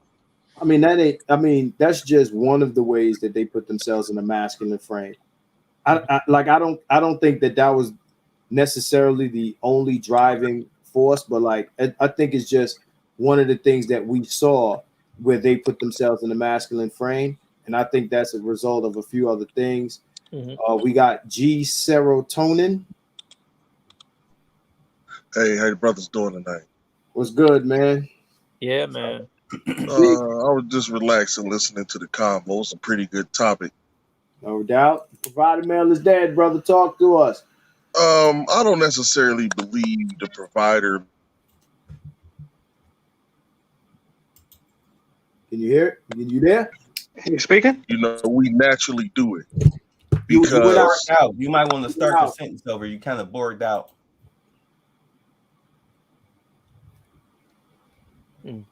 Hello? G, you got bad connection. Serotonin. yeah. Can y'all hear me now? There you go. All right. All right, yeah. I wouldn't necessarily say the provider male is dead. I believe we all naturally providers. What I think it is we're not dealing with women that we wish to provide for. You know what I mean? Because provision is more than just financial, right? Mm-hmm. I personally haven't met a woman that I would want to take on my journey that I'm going on around this world and going to see the world. Because a lot of us, once we reach a certain level, we want to expand our horizons. You know, we want to go see Africa and Asia and South America. We want to maybe live in another country or live in a different paradigm. And to be honest, most of our women aren't even cultured enough or situated enough to come with us on those journeys. Mm-hmm. You know what I mean? If we would tell a sister, hey, we about to go live in Peru or Venezuela, or we're about to go live in Kenya for a year. Honestly, I don't even know any sisters that would be down with that for real because they're so enslaved by their messed up mentality. They would be thinking about their hair or their nails. You know what I mean? Mm-hmm. They wasn't even thinking about culturing themselves. Mm-hmm. So I think it's all based on the type of woman we deal with. And let's keep it real. Most of those women that you guys are speaking on, that could be like, oh, they got Section 8 or whatever, you know, welfare. They already got somebody else's children anyway. That's why they get the programs. Mm-hmm. You know what I mean? That's why they get the actual government assistance, because they've already had children by other dudes. Mm-hmm. So we not really looking for them type of women, no way, for real, in the long run of it. You know, I used to deal with a lot of women with children because, you know, I didn't think there was really a choice. Mm-hmm. You know, I was so loyal to black women and loyal to the black culture Mm-hmm. until one day I realized, like, man, me being loyal to this culture has got me nothing but failure. You know what I mean? Being broke, being hurt, Yeah. just All of going that. through so much stuff All of that that. you eventually have to pick a choice. Is it going to be this dysfunctional ass gynocratic culture, or is it going to be the culture of manhood? Yeah, I mean, we've been settling. We've been settling for these women, bro. You know, I got married, but I mean, like, I don't even understand. Like, none of the women I've ever met were in my whole. I'm talking about anywhere in my life. There was not one woman, and I've met. You know, I've dated. I've had. It just women in passing. There was not one that was worth marrying. But yet, and still, I have this. I guess I was trained with this kind of delusion that somebody was worthy, and none of them were. Why would I be? And so, if all the women I ever saw weren't worthy of it, why would I still be holding on to this idea of marriage?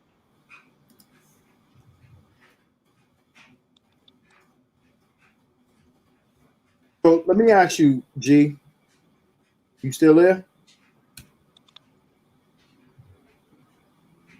Serotonin. Yeah, I'm still here, bro. I'm just listening. So let me ask you this, because I was listening to you, and you said you think that the provider male is not dead because most men just have not found the woman worth providing for. I want you to go into detail who that woman is. I couldn't necessarily go into detail, bro, because I really don't know. Honestly, the way I was raised and where I come from, man, you know, I couldn't even fathom. I just had never really. I've been with women, and honestly, every single black woman I ever been with, I gave more than I received from them. As far as emotionally, I taught them more than they taught me. I cared, I provided more. So I've never really met a woman. I expect to provide for people, because that's just not in no full on, just I take care of everything type of situation. Let But me I ask you. naturally seek the leadership position. So I Well, naturally take on the hardship roles. well, leadership isn't always providing though. So let me ask you, what is your definition? I want to ask you two-part question. What is your definition of a provider male, and where did you get your definition from? And I'll be honest. Where did you get that definition from? Where would you say? So first define it, then tell me where your definition comes from. I don't really have a provider male is a man that feels the needs of his family and leads his family as he needs to. It doesn't necessarily always have to be financial. It doesn't always have to be financial. You could be But you keep using the word lead. I don't want you to use the word lead. Right now we're talking about provide. Because there are men okay. who lead and do not provide, right? So understand there are dynamics where you have two people at work and one person leads. Or there's dynamics where the woman works and makes money and these motherfuckers still lead, right? I'm not saying that should be you or it shouldn't be you. Again, everybody got different shit. But what I'm saying is I want to understand, like I said, your definition of provider male, not leader. A provider male, you provide. You cannot, I can't separate those two. Because to me, the male is supposed to lead the family's direction. If you don't have a vision for the direction of your family, in the direction of your unit, you can't provide them with guidance. You can't provide them with wisdom. You can't provide them with knowledge, and you can't provide your offspring with power. And like, you have to lead that situation. So to me, the leader and the provider go hand in hand. No, they're two different words that have two different definitions. But I'm gonna ask you this, right? Let me ask you: do you think that when women say they're looking for a provider, do you think that they're saying that they want those things that you just mentioned, or that they want you to provide tangibles? Well, the thing is, I don't really care what women think. I know if a woman deal with me, I'm gonna be the leader. If she don't want to follow my lead, I'm not gonna deal with her. I So didn't ask you what you care about. I want to be. I just want to ask these questions, bro. Hold on, bro. What I'm trying to figure out is you saying provide. When you give something provision, you giving it what it needs, right? That's what provision is, right? Well, provision could mean giving anything. But what I'm asking, well, it could be need or want. What I'm asking, right? I heard you explain your definition of a provider. Do you think the women agree with you? Not if you care, but it's a yes or no question. Do you think that your definition coincides with theirs? No, it doesn't. But they're women. They don't. So understand when I say death of the provider male, I'm speaking of the context that they use, because it is them that request this role from men. And not only that, but I would say the great majority of men try to fill that role under the context that the women use. So we can say we disagree, just like we can say, well, high value men ain't about money, or provision is not about money. And we can say that, right? Because we might have a different point of view on it, but understand it's no different than women saying, well, a high value woman is this or that, and telling us their definition of their value to us. So if we're saying, well, a provider male is this and this and this and this, and that has nothing to do with what they're saying it is. It's like we're redefining what they value, like they try to do us, and I don't want to do that, right? So that's why I say the provider male in the context that they use it in is dead, right? So that is the thing. Now what you're talking about is real. Don't get it twisted. I think that what you're saying is very valuable to be able to lead, like you say, in the right direction. Understand that the true nature of provision is you're providing yourself, your light, your energy, your companionship, right? Your time and attention. But that's not what they call provider male. You understand what I'm saying, bro? Oh no, I told when you speaking from their point of view, I totally agree. Yeah, You know so what I mean? provider male in the context that they use it in has to die, and it is dead. Oh, it is dead. That's being dead. I don't think it ever existed. I think they created that. They created that fallacy of a man that just come home and give you all the money and you do what like that's a fallacy in the fantasy that they created, man. So I don't believe it ever existed. No, it did exist once upon a time because you did have I'm not saying black male patriarchy, but you had men who worked and you had women that stayed at home, and that's when like I think Ian is the one who mentioned it earlier, or maybe Adam did, of workforce participation being much lower with women than it is now. Now that is higher, then what you're bringing to the table doesn't matter. It's like, I wish Adam was still here because Adam is from New York like me. And Adam, if you're in the comments, please co-sign me. If you're in New York, a place that has a very elaborate public transportation system, the average car means less to New Yorkers than a luxury vehicle, right? So if you're driving around in a Nissan Sentra in New York City, you're not impressing anybody. But if you got a nice luxury vehicle, then you're making a statement. And my New Yorkers in the chat, please co-sign this. So basically what I'm saying is, if women are making a certain amount of money, your income has to impress them by comparison. You understand what I'm saying? So I hear the outlook on that. And that's what they're calling provider men. Oh, well, I hear the outlook on what they be talking about, but I've been in New York and I've been there. I've worked. I don't understand why people really want to live there like that, but you know what I'm saying. From what I've seen, it looked like everybody lived in project buildings. So I couldn't even say.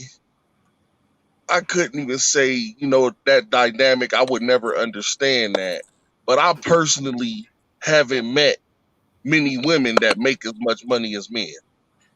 There's not that many women that make as much money as men. I don't know where this propaganda is coming from that these women is making millions and hundreds of. They're not making that. They're capping.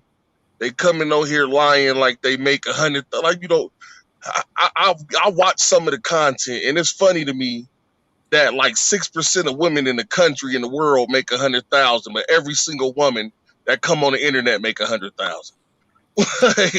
Like you know what I mean? So I don't understand the dynamics of that. I'm from the Midwest, so I don't know. I've rarely met women that make as much money as men. No, I believe you, and I believe that's a fact. But understand, whatever they are getting, whether they're getting it from the government or whether they're getting it from some job or whether they're getting it on OnlyFans, the thing is, you have to rescue them. You have to make enough money to come and rescue them from that function that they're doing to make that income. So what is the thing? You don't. I'm not saying you have to. I'm saying that's their point of view. Like when you come and provide, right? And mind you, it still doesn't guarantee you shit. It doesn't guarantee you respect, loyalty, none of this shit, right? But that's my point. It's like here we go. Mr. Donnie Mack says they want us to provide luxury, opulence, lavish comfort, and the envy of their peers. This is the new social media era where everybody wants to post themselves in a fabulous locale. They want trips to Dubai and to the islands and all of this other shit. You know what I'm saying? All right, you need subordinates that will follow you if you want to be a leader. Most women don't want leaders, right? Look, can I speak real quick, Mark? Definitely. This is what I'll say, man. Like, as I've matured and came into understanding about life and living, and with just being a man, especially being us, like being us is a little bit different than being everybody else. We don't even got to speak on that. No. But it's rare. It's rare that I come across women who don't need something. You get what I mean? So when I hear women talking stuff on this stuff, I just laugh because I know 90% of it is bravado and fake shit that's going on behind the words that they're saying. Yeah, I appreciate Shannon Rawls. Yes, please hit the like button. I usually let other people say it, but since he said it, I'm reading it like I'm reading all the other comments. Please hit the like button.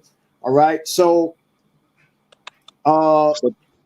G, did you have anything else you wanted to say? Oh no, bro. Go ahead, man. Thank you for having me up, brother. I appreciate you, man. I appreciate your perspective, and thank you for being on the channel, man. Keep it 100 here. So let me read some more of these comments, and then I'm gonna have, because we about to shut this down, man. We're gonna close it out soon. We've been here for 3.5 hours, man. So I got my panel, but let me read a little bit more of these comments, right? Let's see here. So if you have a bitch, if her girlfriend has a simp who has more than you, your bitch will put pressure on you to have more than her girlfriend.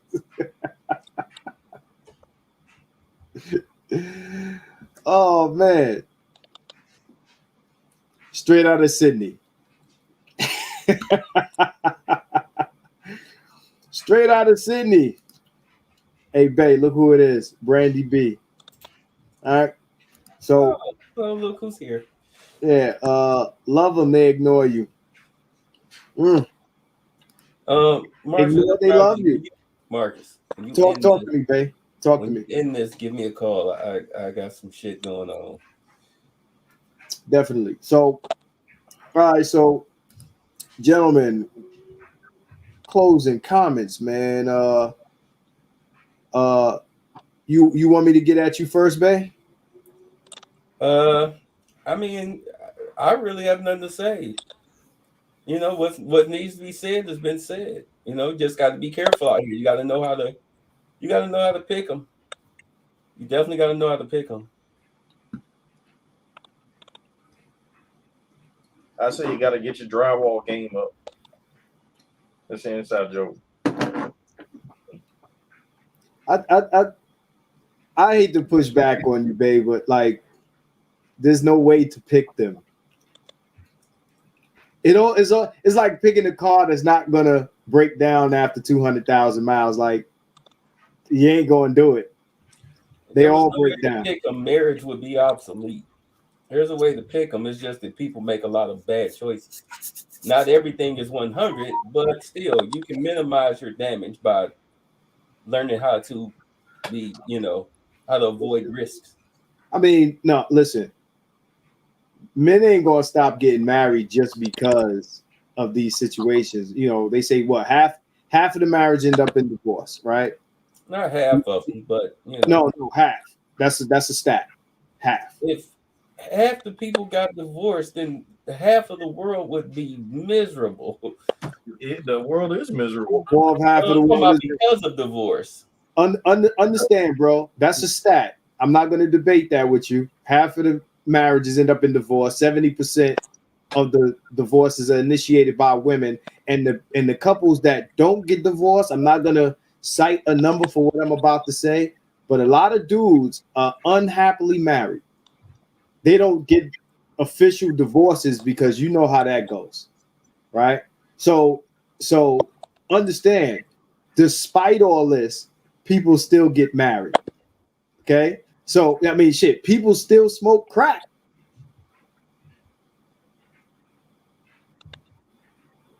And we know what crack do.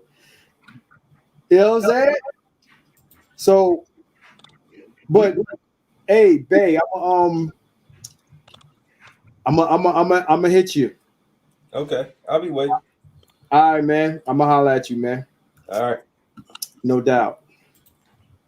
Shane, Yo, provide the male dead, brother. well, all I can say is when it comes to even the most platonic relationships with the modern day woman, even that has an expiration date. They live so they live for leisure. That's all they care about.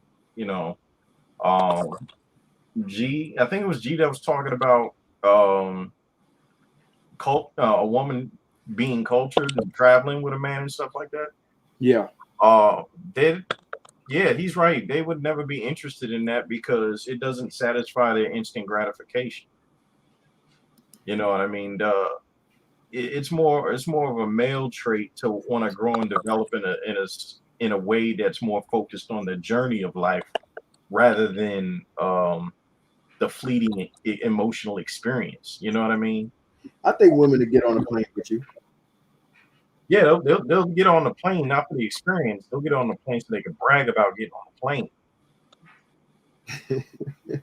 You see what I'm saying? It's different. It's like, you know, we'll go travel because we see it as a chance to tell a story, something that we've experienced and lived through that we can pass down through our legacy, and that'll be something that is just, you know, worthwhile. Whereas a woman, she'll get on a plane and she could post it on Snapchat and like, look at me, and you know, I know y'all jealous. You want to be me. That's even if the picture got you in it. Huh? That's even if you in the picture with her. You'll be taking the photo and it'll be her by herself. Mm-hmm. I can't remember the woman's name, but I think she's a social media influencer, multi-millionaire. And she did a live basically exposing the fact that she was truly unhappy. You know, she's got like 6 luxury cars, a giant 6-bedroom mansion or something like that. And you know, no relationship, no kids. But you know, other people is using her stuff because I mean, you can't drive 6 cars at once. You can't live in every room in a giant 6-bedroom house when you by yourself and you have no offspring, no relationship. These women, they just want to gorge themselves with just stuff. But they get the things that the man would get them if he were present. And then they realize they get it. You know what I'm saying? Like this is the shit that, yo, if I had a man, he would get me this house and these cars and all of this stuff. They buy all this stuff because they can. Because there's no man to do it. See, we would buy that stuff and, you know, I mean, dudes buy cars because they like cars, and the thing is, it's like when we buy cars and we like women. What you gonna say? The thing is, it's like when we buy stuff like that, it's not necessarily so we can have stuff. More oftentimes, it's so we can share those things. You know what I mean? Yeah, I mean, yeah, that's part of it. But men, like a guy who collect, you're a guy that does the car thing. I could see you with a bunch of cars, like, you know, multi-millionaire with a bunch of cars, because that's what you do. People know what I do, right? Every time I get on live, people are asking me, what kind of camera is that? I take pictures, y'all. Okay. All right. You know, I can make shit look really good, right? And that's what I do, right? So we buy the things that are, you know, I guess true to our interests, right? We don't just buy stuff necessarily. Now, mind you, there are men who buy stuff that women like because they like women. So yeah, get the fabulous, the fabulous cars and all that, so you can go out and get women because we know that women like those things, right? So those things bring us women. But if women are buying the things that they would have a man buy them once they get those things, what's the end game? They aren't necessarily drawn to owning those things. They are drawn to the men that own it, right? Because the man who has the drive and the energy to, you know, acquire those things is what they're attracted to, because it's the status and yada yada blah blah, right? It's the masculinity and all this other shit. So the items themselves, right? They're cool. They don't really mean shit to them, right? But anyway, Ian, Mr. Graves, is he there? Is Mr. Graves there? Bueller. D. Scott was good. Ian, we gonna close this out, man. I need that Graves. He might be caught up, man. But yeah, man. So let's go through the last of these comments. All right. So, all right, we get fulfillment through accomplishment. They get fulfillment through receiving gifts. It's not the same. Yeah. You give yourself, like when these girls marry themselves or they give themselves gifts, all this self-care shit, it's not the same. A girl could buy herself 8 cars. It's not the same as, you know, if a guy buys you a car, or if he has 8 cars and he's driving you around and he's taking you out, and you know that love language that they have learned, where the guy has it and he's sharing it with you, right? So that's a fact. Can I add one thing real quick since the cars came up? One thing I know, I've been in the car community forever, and I've known people that had many cars, built many cars. You know, I had a few cars myself. Each car comes with a story and some significance.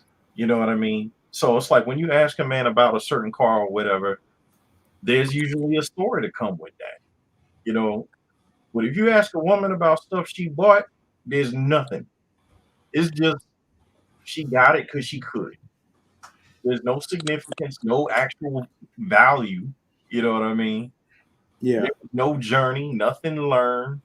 It was just an accumulation of something she really didn't need. She just wanted it to stunt. It's not the same. It's definitely not the same. You know, not the same. So, all right, man. So I'm gonna read a couple more comments and we out of here. Yeah, Broad told me she wished there was another girl I was messing with so she could whip her ass. Wow. Okay. All right. Yeah, let her go free. So that's a drama queen right there. Let her go free. Aaron Smith says half the world is miserable. And the face, Sidney, is the paradoxical rat race.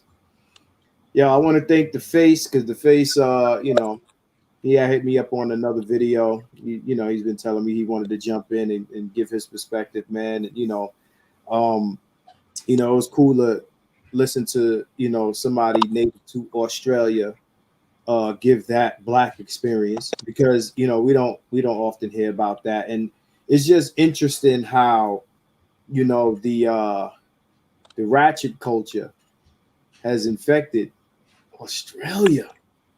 We talk about Africa a lot, right?